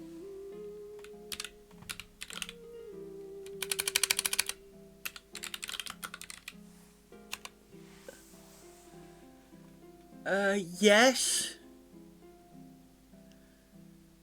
Sort of, although it may not be what you think, but, well, it may not be the one you're thinking of, but yes, it seems to.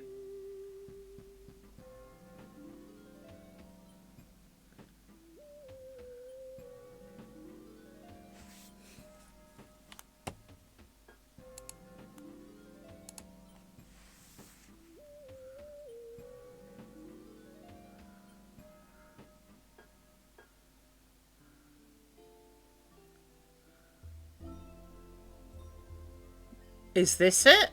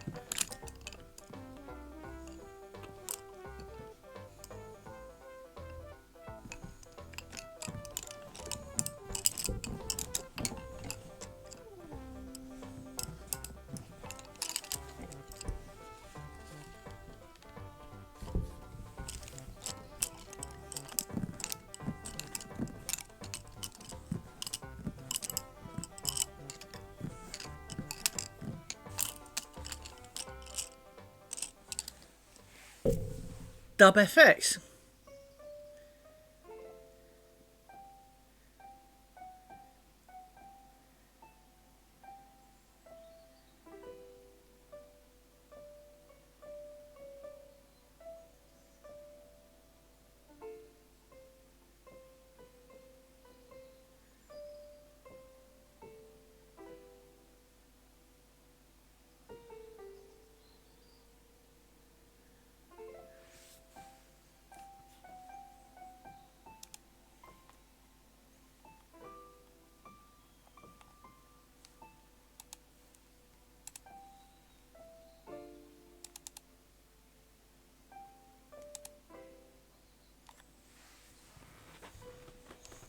Yeah, we don't need Christopher, thanks. No, we just heard that.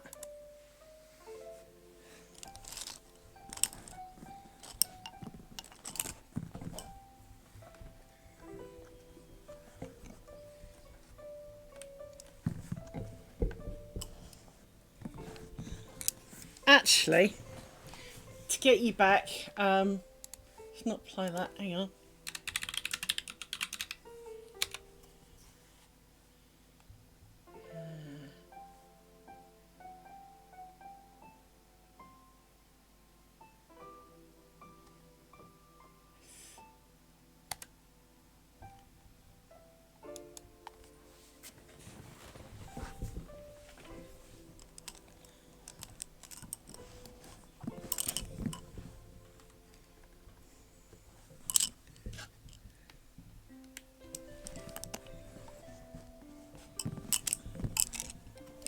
Actually, it's not this one.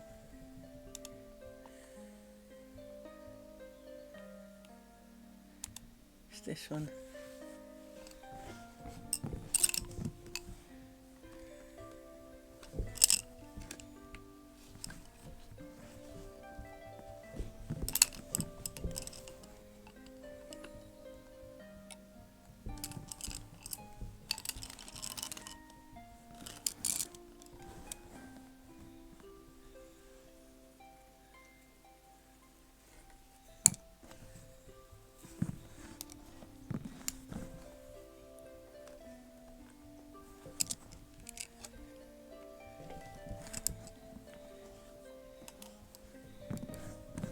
And just to warn you, there's 5 minutes of this.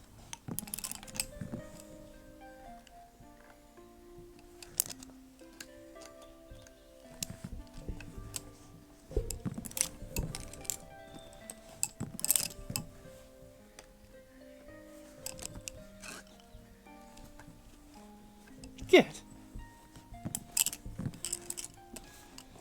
You are currently enjoying Mongolian throat music. Just obviously modern.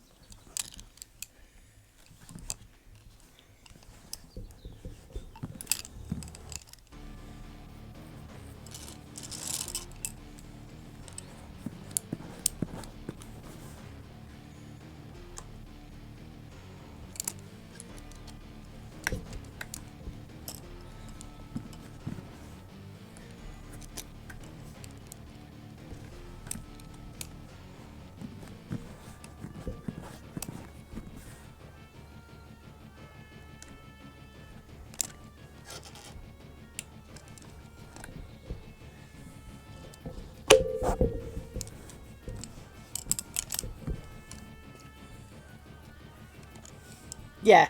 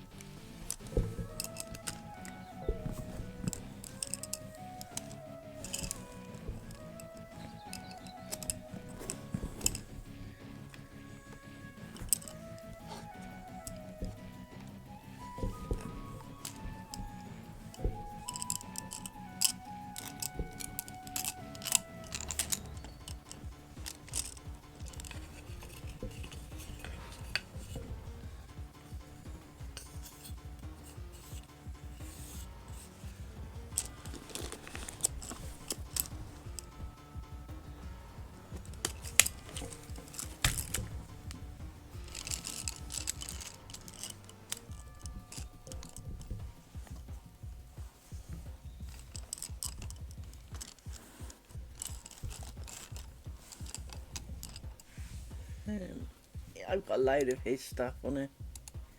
Anyway, let's try this.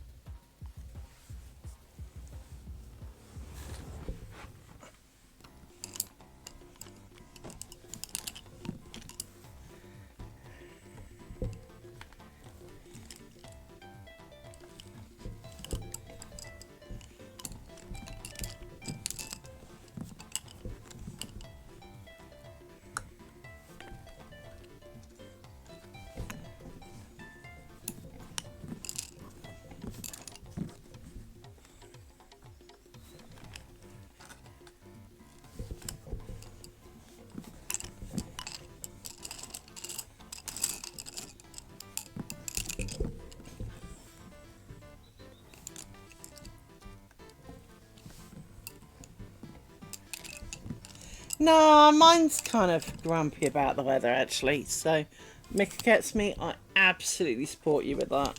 And I'm sorry.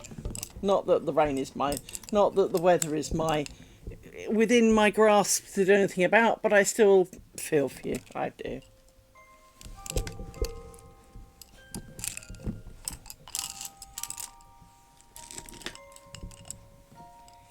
No, my hips don't like it today.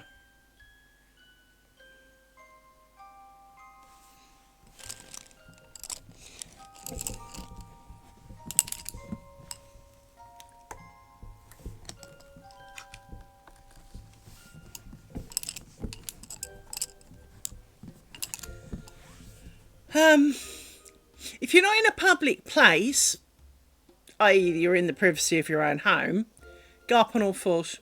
Don't half make it a lot better on the rest of you. Now, you look a bit stupid doing that, like at the railway station, so just to put it out there. But if you're in the privacy of your own home, going up on all fours, you're surprised how much that can alleviate a lot of things.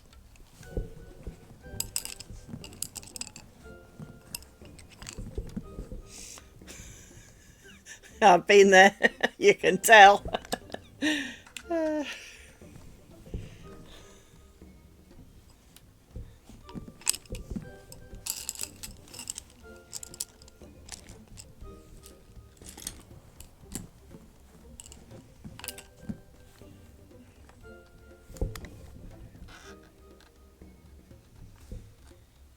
Brilliant well, that's exactly why I discovered it.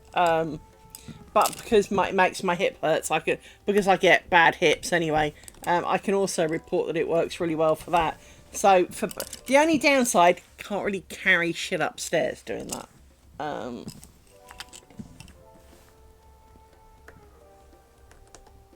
Need kind of a backpack for that.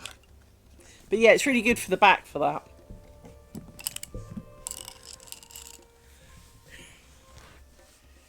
Everything has its good and bad points, For all the problems you solve, another one comes to bite you in the ass,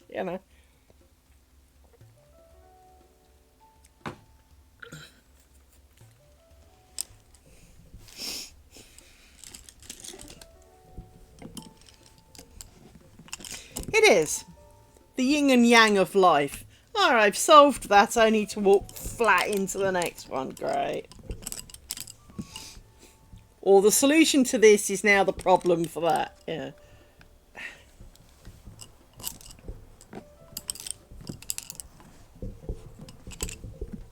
Which, of course, is why your doctors end up doing medical reviews as to your pills and potions. Because, pill A gives you symptom B that you never had before. So now you take a thing to help with symptom B. But that then makes symptom C,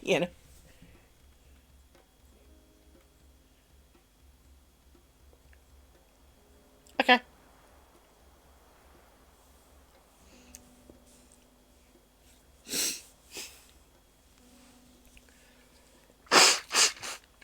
No worries.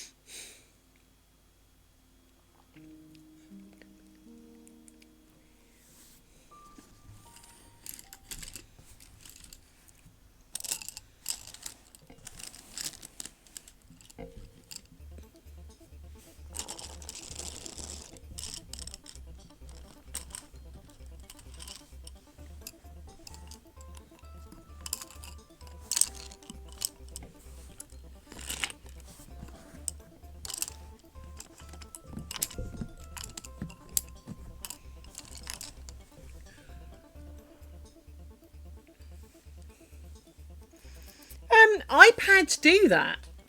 You can get an iPad with a SIM card in it, but of course you've got to then pay for the SIM card. Or at least you do over here.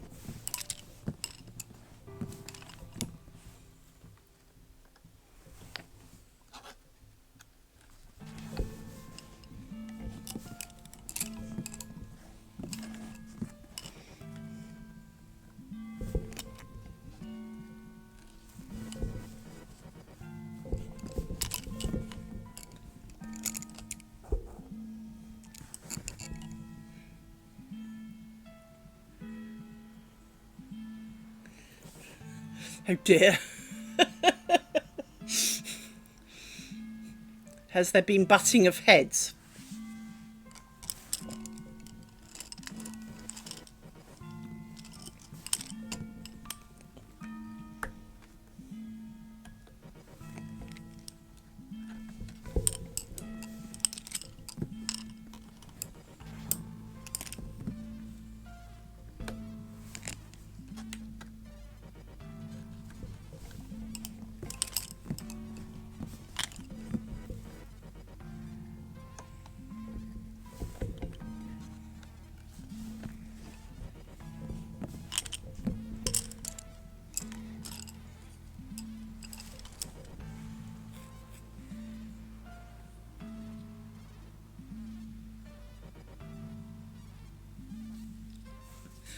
Ah.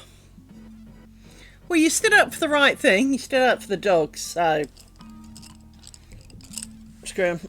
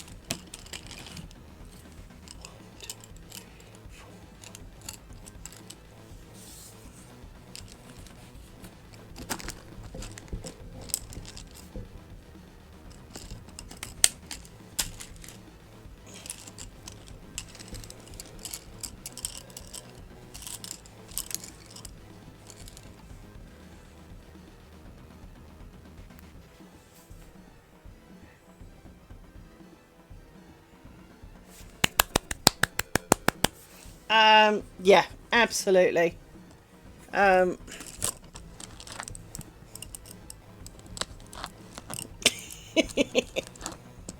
know what you mean. Yeah, I know exactly how you mean.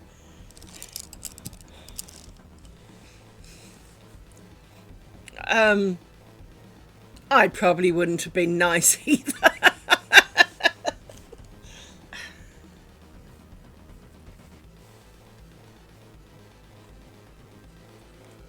When it comes to little defenceless animals, yeah, there ain't room for nice.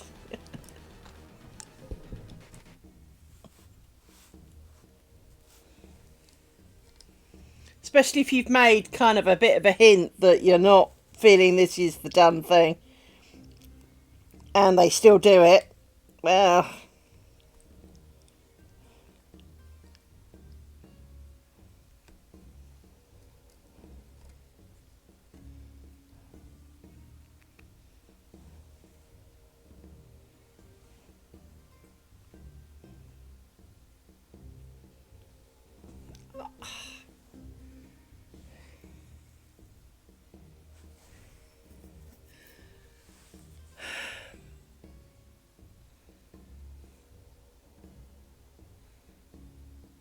yeah, I would have had a job to be polite about that. It would have to have been a real good day for that one to come out good.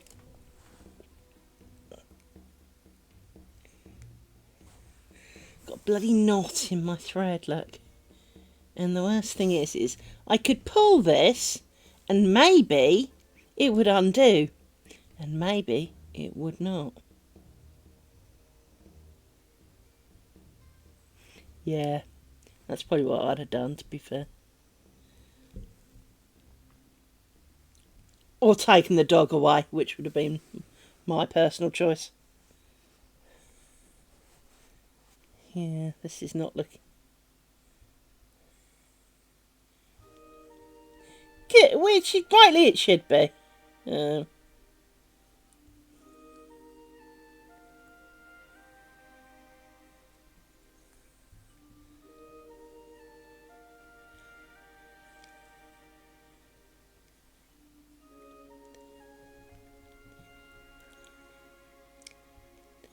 And I'm too busy picking this knot to even skip Rick Ashley. Hang on. I haven't got my glasses on. Squint. That one. There we go.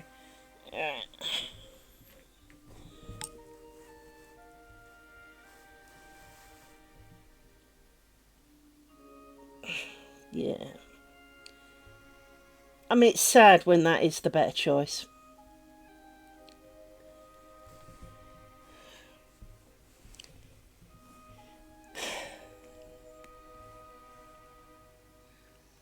Yeah, it's never a good choice because then it can get hurt. Get hit by a car or something. At least take it to a shelter.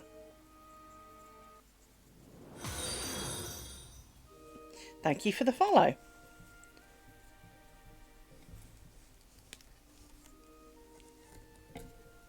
Now I need to work out what the hell I was doing with that bobbin. Right.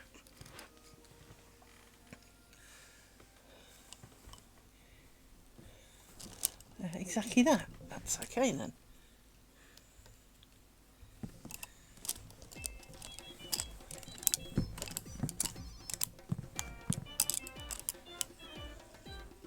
Well, not being trained is one thing, right?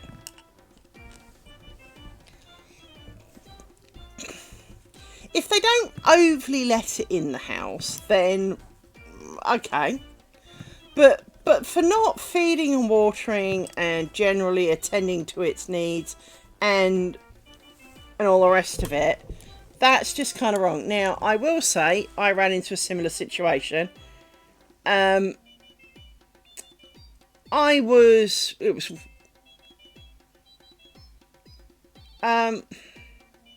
you see, there are times you can get away with not walking your dog. When you live on a large area of an estate, so you know, and they can run around it all day, you don't necessarily have to take the thing for a walk. When you live in a suburb or whatever, you have to take the thing for a walk. I have two things, after all. And it is difficult. And, you know, in shitty weather and, you know, fine, we all get that you don't really want to go, because, you know, get it. But it's the only thing your dog has. And...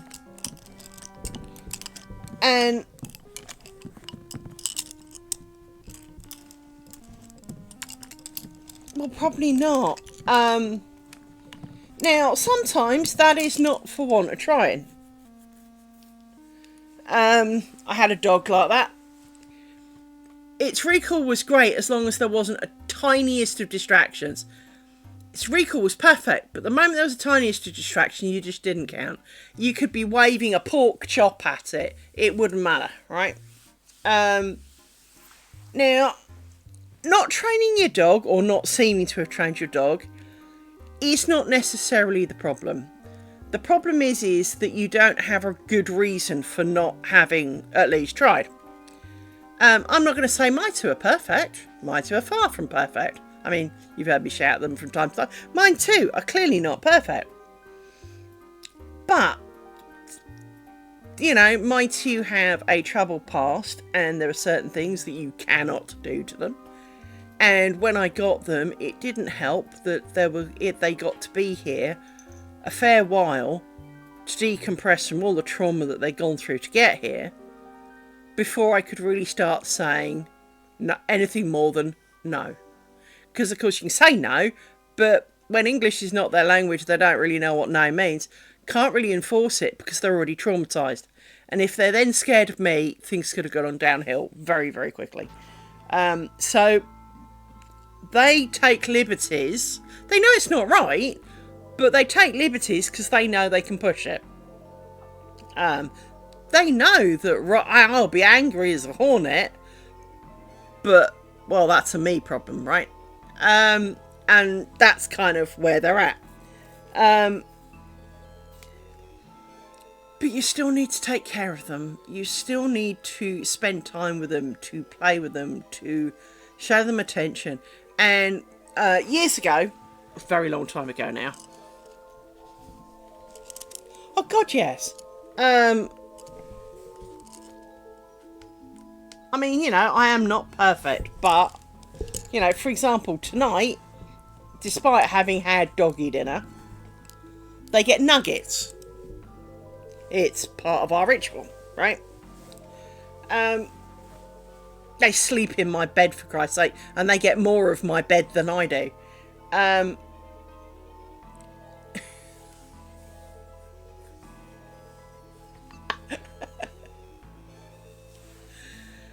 Yeah, we've all done it. I mean, I do it every Friday. I buy them nuggets. So, I mean, they're not getting, like, you know, 20 nuggets each here. We're not talking, you know, a monster pile. But they get 5 nuggets each or whatever it is, right? Which they like. Because, well, and they like Fridays.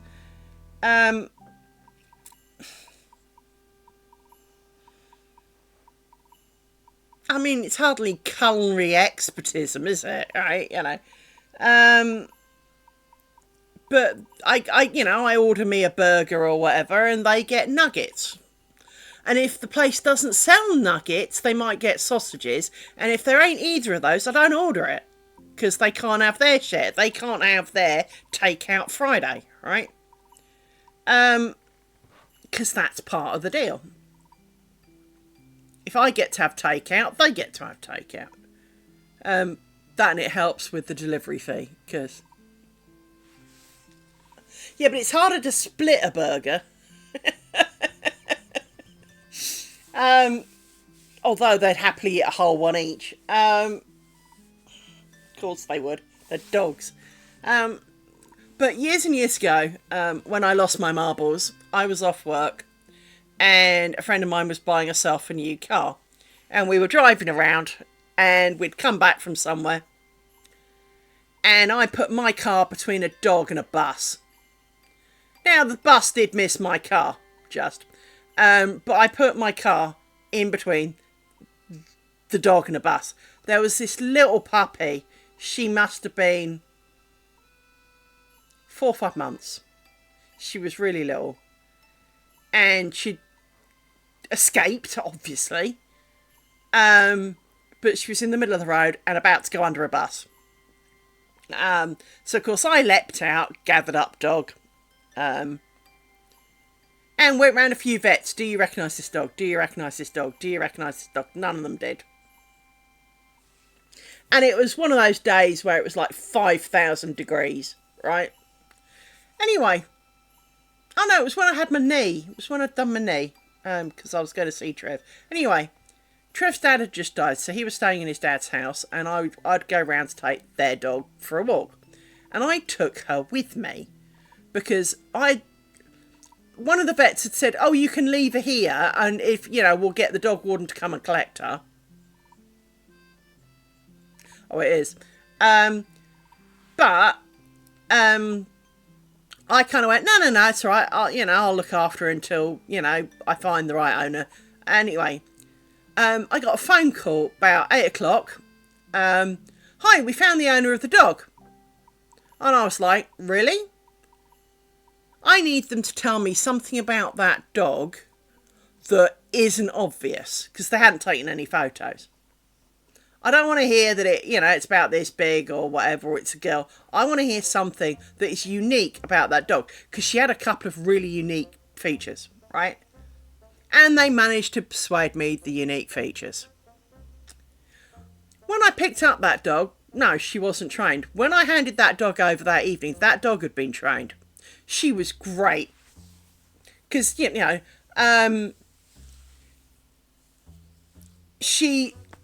when I handed her over, I wanted to say goodbye to her because she'd been a really good little girl. She'd sat in my car, she'd been on the passenger seat, getting a bit of the AC blasted on her. She absolutely loved it. Obviously not knowing a name for her, I'd given her a name. And she was answering to it. She was asking to go out. She would sit when she was told. She would come when she was called. Anyway, turn up. The people who had identified her turned out to be dog sitters for their neighbours a couple of doors down. And before they went, I don't know, I never actually met them, but you'll soon discover that they were monumental arses, right? So, to hand her over, I said, Bella, sit, because I'd named her Bella. Apparently her name was Pepper, as in Peppa Pig, but Bella, sit, and she sat, and they went, how did you do that? And I went, I don't know, we were bored this afternoon, right? And, handed her over.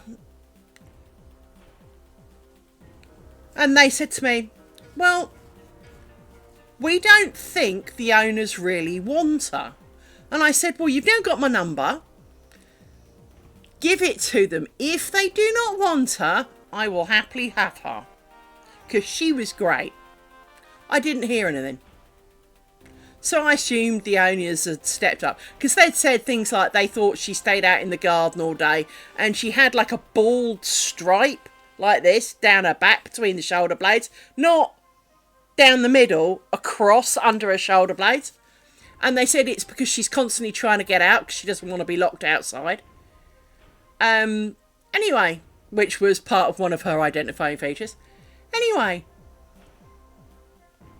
must have been 6 months later, I'm walking around the park and I didn't recognise them, to be fair. And they went, where's the other one? No, that's a full complement of dog. No, where's the other one? What other one? Thinking maybe you'd seen me with someone else's dog or whatever. And the owners had told their neighbours they'd given me their dog. What they'd done is drive to a local city and dumped her. And I immediately went home, looked through the dog shelter. There she was, went to meet her, and I knew for a fact that was her. It was absolute fact it was her. They'd dumped her on the street and told everybody they'd given her to me, making me look like the arse. Absolutely. And so I'm really glad I never met them. Because I'd probably be suffering from a small time at Her Majesty's leisure, Because it was so uncalled for. It was the fact that they had a free out. Well, the fact that they had a phone number. If they'd said, we hear you'd look after our dog, it would have been worth it. And I would have done that for a dog. For a dog I barely met for an afternoon. It was... But the fact that they had a phone number. The fact that they had an out. And none of this, because when you go to a dog shelter here in the UK, you have to pay to hand it over. Well, if for whatever reason you can't afford it, you probably can't afford to hand it over. So I totally get that. But let's say, you know, whatever, they lost their jobs, they can't afford it, whatever. But yeah, I just couldn't believe that this little dog, who was so keen, so lovely, probably craving attention that she'd never had all her life, but she was happy as a pig in poo. And she got to meet a cat, a duck. She was really good with both of them as well. I mean, the duck was nearly bigger than she was. But she met a duck, and it was kind of like, because we had to take it back home. But yeah, I'm a weird person. Hey, I found your duck. You know. But yeah, I was livid. I mean, if I had good recollection of how many doors up from those people and which house it was, there'd have been a problem. There really would. I felt so sorry for that dog, because you know, I really didn't need another dog, to be fair. But I'd have had her. She was lovely.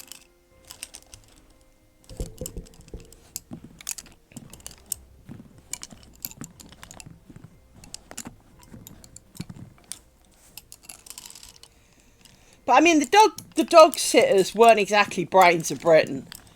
What they'd done is they'd taken her to a local park and let her off the lead when she had no recall.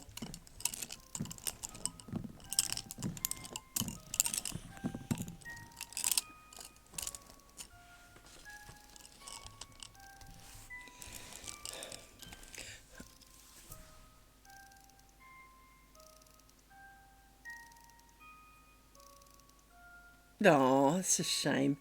I mean, fortunately, I mean, I adopted a dog I had to take back, and it broke my heart. Now, Teddy was not, well, originally he was called Peppy, as in Pepe Le Pew. But first of all, he was not black and white. Secondly, he's not a skunk. And thirdly, he was a Mastiff cross. Right? So I called him Teddy, because he was the size of a bear, right? And he was a brindle brown dog, but he was huge. When that dog bounced off the floor, his nose was on the ceiling. This dog was massive, right? And he fitted in well enough with everybody. The problem was, I realised something was wrong quite quickly. He was deaf. And he had a major ear infection, so he was back at the vet for an ear infection, for which I paid to be sorted. It was about 500 quid because they had to anaesthetise him, because being that big, he didn't want them near his ears, so there wasn't a lot of choice. Anyway, I phoned up the shelter I got him from. Well, it hideously big issues. But one of the biggest problems, well, here was the problem. So I phoned up the shelter because it was kind of like, he seems to be deaf. And he's got a raging ear infection, were you aware? And got told, no, there's nothing on his notes. But over the coming weeks, when more and more stuff came out, turned out they did know, they just didn't tell anybody. Which, of course, it's not illegal here, but it is kind of false pretenses and all the rest of it. And it's not that I wouldn't have a deaf dog, right? But I was not prepared for a deaf dog, especially one of that size. And the problem is again, he had spent 99% of his life in a shelter. So was used to, I need a piss, so I'll go now then. He didn't understand to ask to go out. But also, when you do the whole full cheerleader routine when you're training them, he can't hear it. So when an animal the size of a horse takes a pee in your hallway, it sounds like someone's just burst a pipe. He didn't get on with my dogs because they couldn't have a conversation. They couldn't explain to him that that's not how it's done here. And he obviously felt very alienated. And I did everything I could, but for him, I felt it was better that he went to a home where he was able to have more free reign, and more one-on-one level of, training and stuff, because he knew literally nothing, and, well, he was deaf, and while I can train a deaf dog, it's very difficult when you've got, three other animals all trying to get in on the act. So, that wasn't a plan. See, I didn't see, this isn't right. Yes, it is. No, it's not.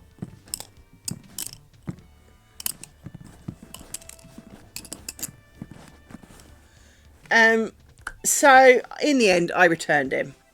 Because, as it turned out, they had known he was deaf. They hadn't written it on the form. They hadn't given me due warning. I'd paid quite a bit to have his ears sorted, which they should have been paying for because it was a known condition, which is how generally it works over here. If you rescue an animal with a known condition, it is generally done that they then pay for the sorting of the known condition, unless it's ongoing. If it's like diabetes or something, yeah. So they dodged their bit and basically lumbered me with it, and I had a real,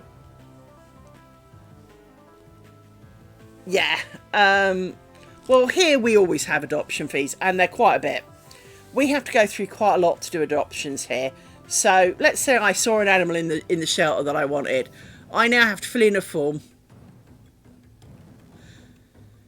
As I said, if there's an animal I wanted, I have to fill in a form about every dog and animal I've ever owned.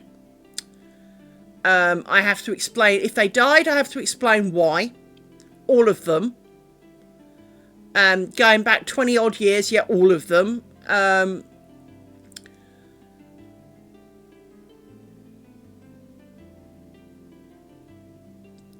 Yeah, I know. Then you've got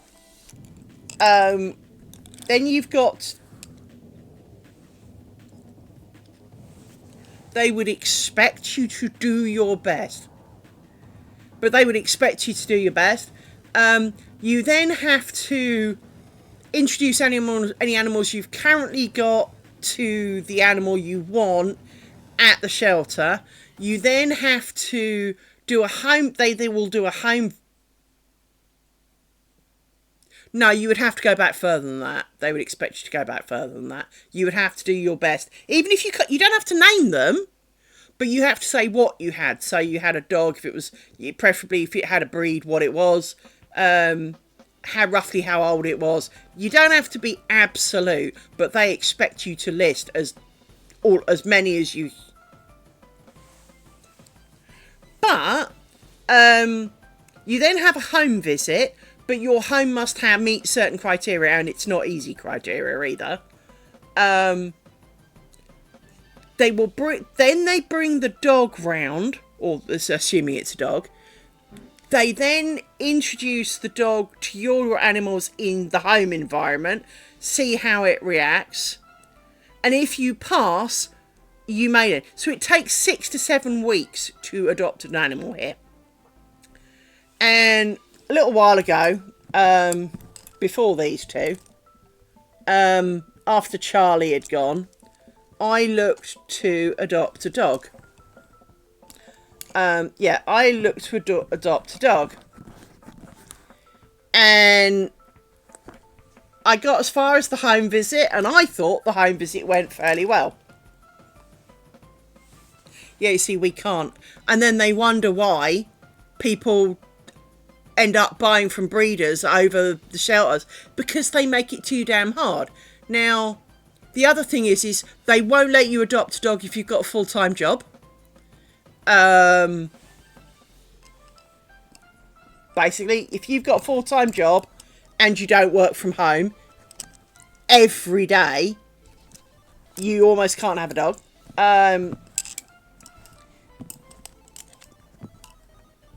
I mean, we all know the ideal thing is a retired couple, blah, blah, blah. But let's truly be honest here. If you're going to put them down, surely a life is better than no life. Even if it's slightly imperfect, it's still better than not at all. But apparently not. So I got as far as the home visit. I'd filled in all the forms. I'd, brought them in, and everybody had met each other, and we'd done all of that. And as I said, I thought the home visit went okay. I mean, it wasn't as good as it could have been, but it wasn't bad. And the reason it wasn't as good as it could have been is Fiona and Maddie, who were the last two dogs that I had after Brown and Charlie died, didn't play together. They took turns. And this was an agreement they came to themselves. It's not something I'd enforced. They didn't play together. If they each would bring you a toy and wait for you to throw their toy. They didn't chase the others, and they knew that it wasn't their turn if they'd just had one, right? They sorted all of that out themselves. So when the dog came round and we were in the garden and I was chucking things, my two would take turns. And one of the reasons they cited was the dogs didn't play together. No, my two don't play together. But they love each other dearly, but they don't play together.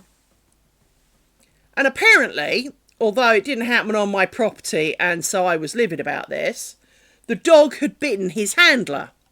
Well, he didn't bite any of my dogs or me. Maybe he didn't like the handler. But apparently I couldn't have a dog because he didn't get on with the handler. Or the handler tried to mishandle him. So that's, and so they said no. And I was kind of upset because he would have been really cool. He was a great looking little man, he was. But I was very mad that that they turned me down because their handler screwed up. Because, to be honest, it'd been the same behaviour when I'd taken my dogs into the shelter. They had played, and the other dog had kind of followed them around, wondering what was going on, because he had never played with other dogs. So it was something he was going to have to learn.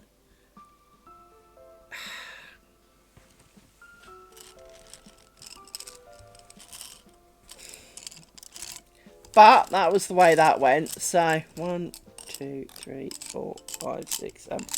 Now I do agree that in a way, if I went to a shelter and walked off with it, maybe it's a bit easy, because what if it doesn't get on with the animals that I've already got,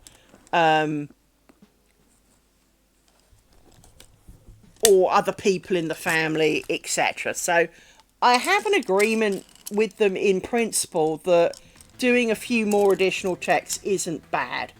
And I do think a home visit to check that you've got a reasonable environment, and that, you're not king hoarder, and fair enough, you go do that.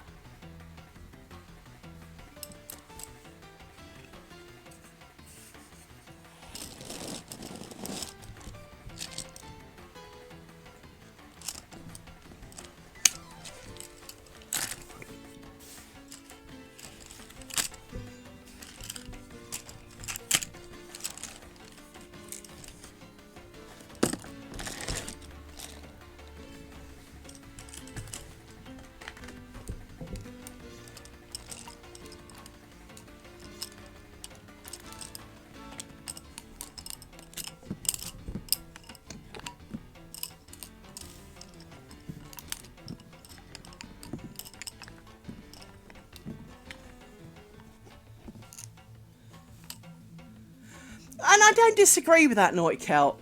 But at the same time, some of the hoops that they put in are drawn out. Now, again, I don't disagree in the sense of I wouldn't want to think of them going to be used as bait either. So, you know, almost a cooling off period and a, you know, all of that kind of stuff. But at the same time, you know, if you really want a dog, the fact is you can't go down to a shelter and get one. I mean, I'm not saying it should be American style and you walk off with one, but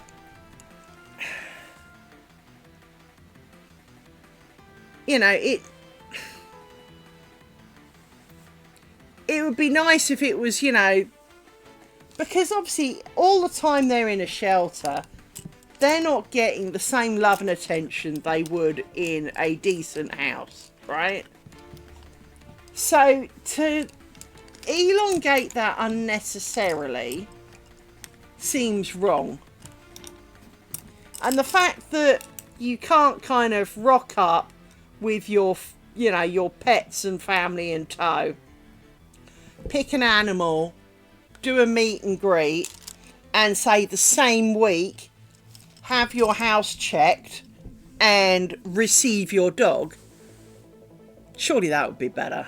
Because to be honest, most house checks are done once they've decided you should need one within a week. Well, if they decided you needed one on day one and not like 5 bloody weeks later, that dog would be out of their hands and they could be helping someone else that much quicker. So there'd be more room almost in the shelter because, well, you know, within a week they'd be going to their new home and they'd be making space for the next poor soul who needs help.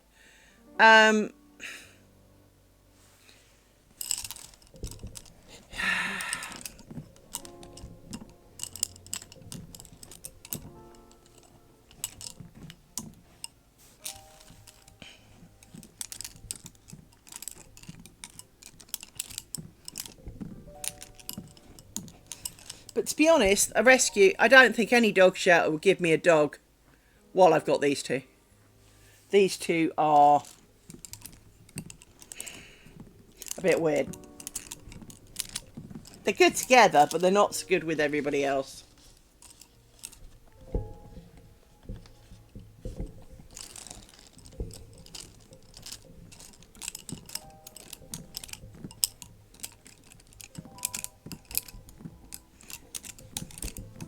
They're all right. They're not good. They're all right with other animals when they're out, but not in their own home. I think in their own home, they would take a bit of an exception to having someone come into their home.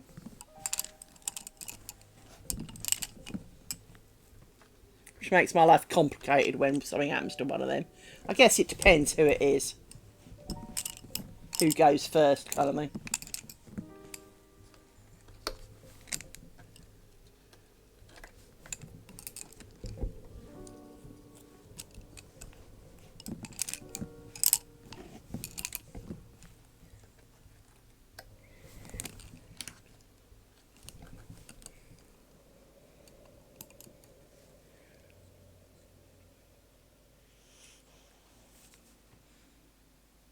You're not talking of Francis, are you?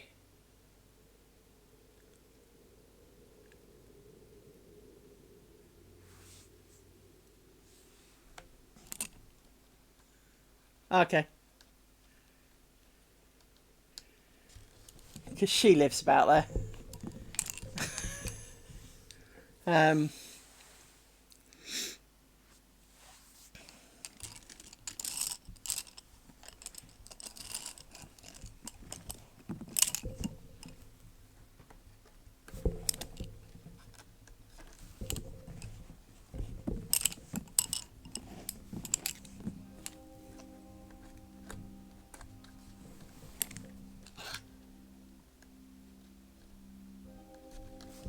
I struggle with Francis.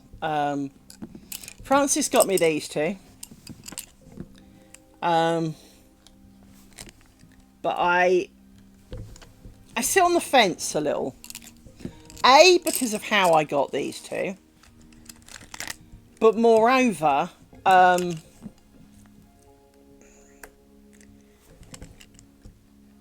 she gets money raised for her because she does take on basically those who won't be rehomed as well. So she has an almighty huge dog collection of those who likely can't be rehomed. But she gets stuff done and money raised, and she's not having taxes paid on it.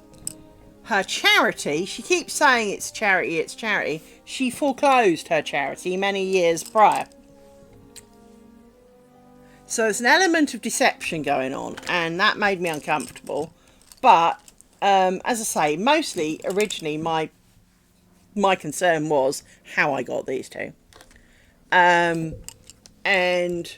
it was then rather interesting, because I was talking with someone at work, and they kind of went, oh, where did you get them from? I said, oh, there's this lady called Frances. And she went, oh, Frances. And she said more about her, and then I went, yeah. And she went, yeah, that's the lady who gave my 92-year-old, almost bed-bound grandmother a pit bull. And it's kind of like, I'm sorry, what? She gave her a puppy pit bull that basically, you know, was the most unsuitable animal for this poor old dear. But to be fair to Frances on that, her charity is Frances loved pit bulls. So you were, you know, if you were going to get a non-pit bull, it was almost unlikely, you know. I mean, she did offer me a lurcher, but she had me at puppy, obviously, because, you know, well, puppies. It's very hard to say no to puppies. Ow! Although clawing ones, maybe I could. Maybe I should. So, should I send you back? Should I send you back? I don't want my nose licked, little now. Yes, I know, it's 5:20. It is. And you are getting demanding, my young man.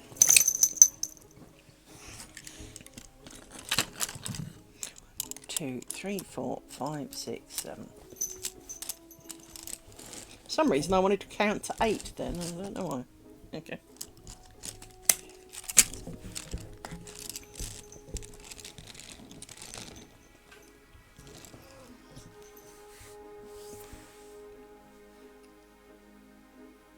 I'm losing track of inches, actually.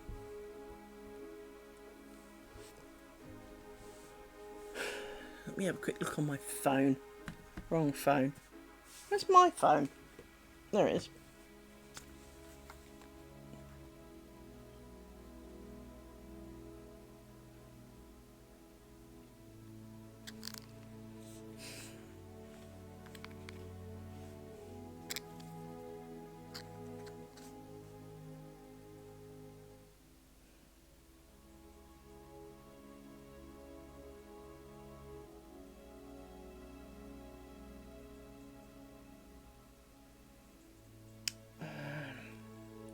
Let's have a quick look.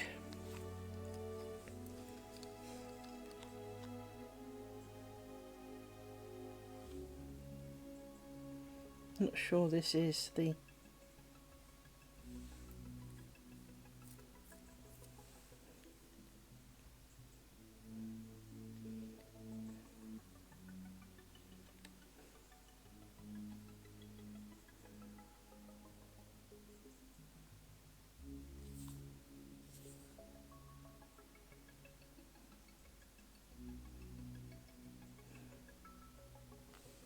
No, I'm gonna have to do it on my computer. I need more than 3 characters of the name. Hang on. Because I'm not convinced we're not further down. Hang on. No, not this one. Of course, now I need a we. Now I'm thinking. For goodness sake. No, I'm going to have to go for a wee. I can't concentrate now. Hang on.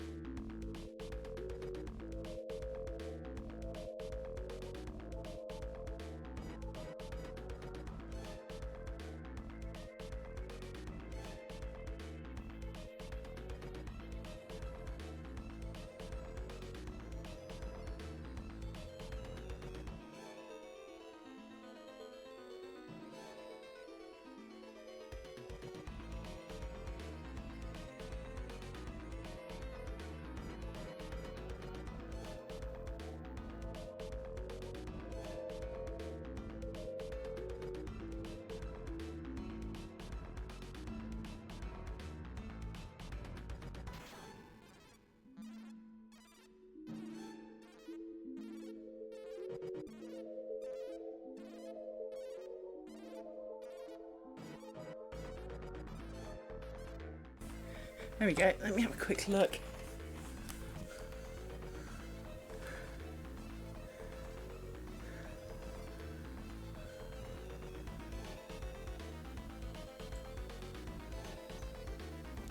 So this is inch 13. This is why I need to number them, frankly. So if that's 13, I would say if I do this bit here, we are definitely at inch 13.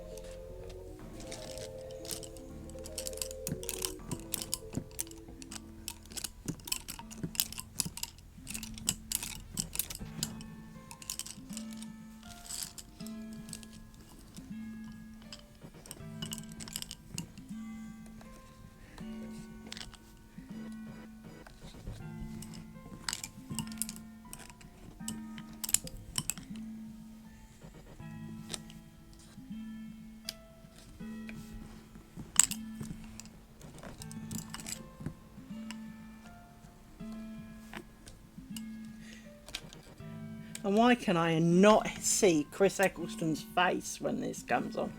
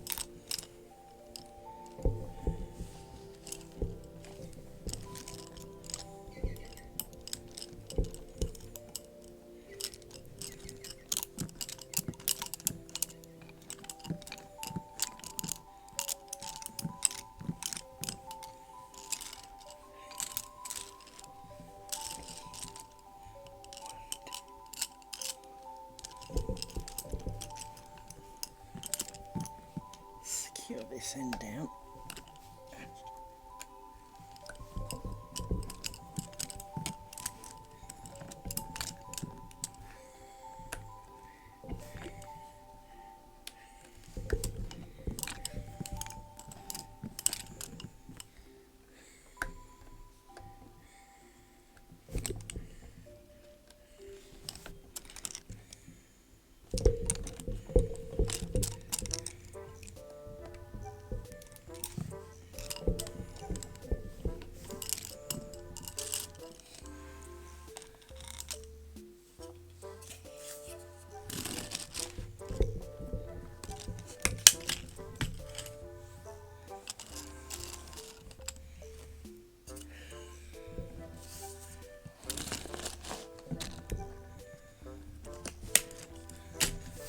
Right, so we fixed the screw up. We probably made some more, but we fixed the screw up. And we have made it beyond inch 13 as an average. So, to be honest, because that's the inch line there, so only a couple of pins and we are well beyond it. So we have breached the 13 inches, so that counts. I saw that clock.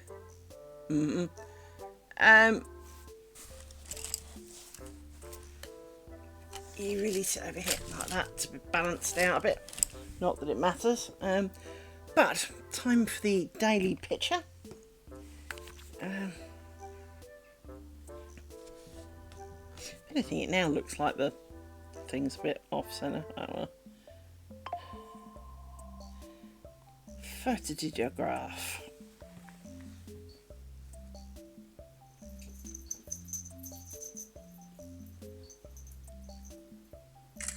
Yeah. Says looking in the photo because the photo helps identify issues.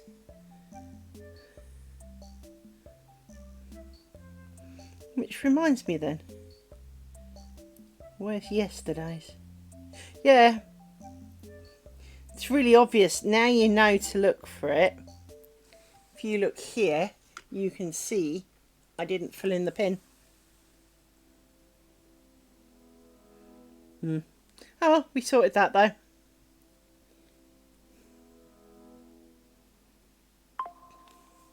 So yes.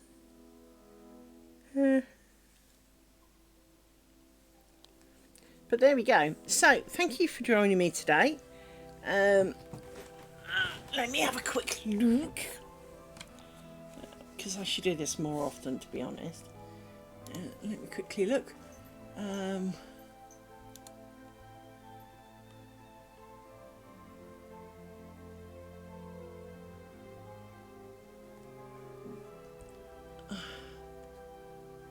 Right, let's chop the music off at the knees. Hang on.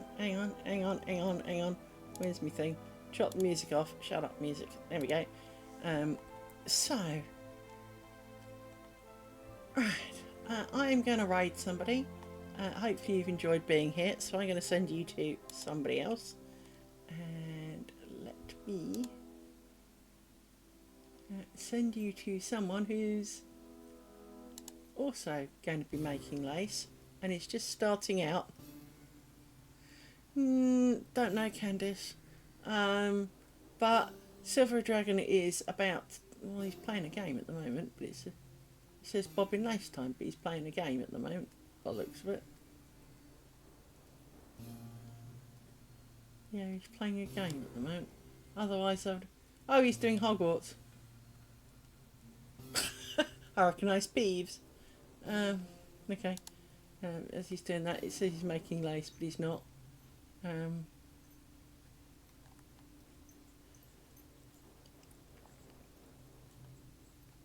Okay, take care, and I shall bounce people over to here.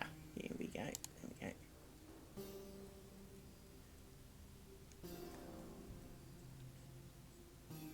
Take care, everybody.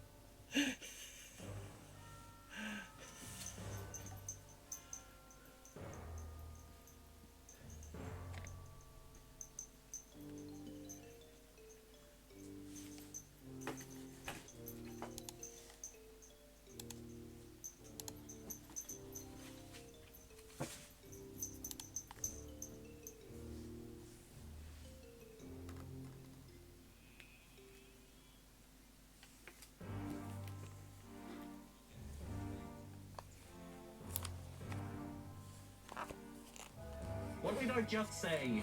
Where's the cat? I'm just gonna lay off there. I'm gonna have a nap. You guys have fun.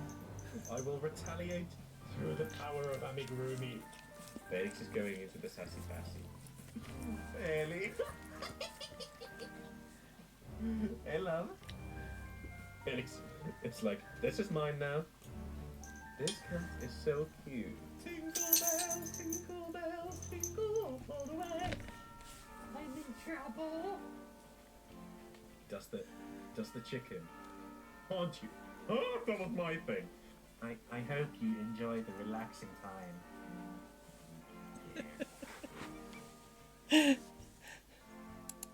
That should have given you more than enough answers about everything and anything that goes on in my channel. You should have no questions about what goes on here. Okay? Go check out Mark who made that raid video for us. He's made both of the ones that we have. Liz, thank you so much for that raid. It was very nice to meet you. I hope you have a lovely day. Like you said, you probably have to go. We are knitting today. Hi, welcome to Cant's channel, where he's a completely rational, non-screamy I never yell. Enjoy your time I here. never yell.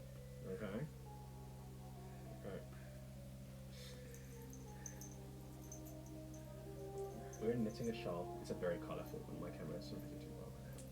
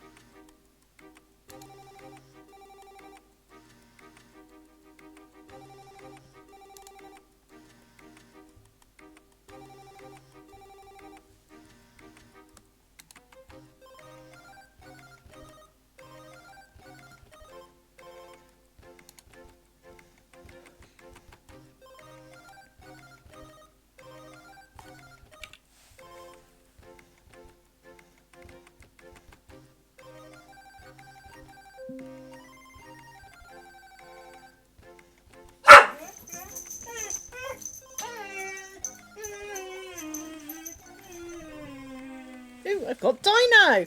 Hello, Dino. Hello, Dino. Hello, I haven't seen you for ages. Hello, Dino. Do you want Dino? Do you? Do you want Dino? You can take Dino back. You can. Oh, don't drop him on the floor. Poor little Dino. You carry him around like a good girl. Hey, he's a good girl. Hey, you. He's Dino being the bestest thing. Ah, that was a bit of a Frenchie.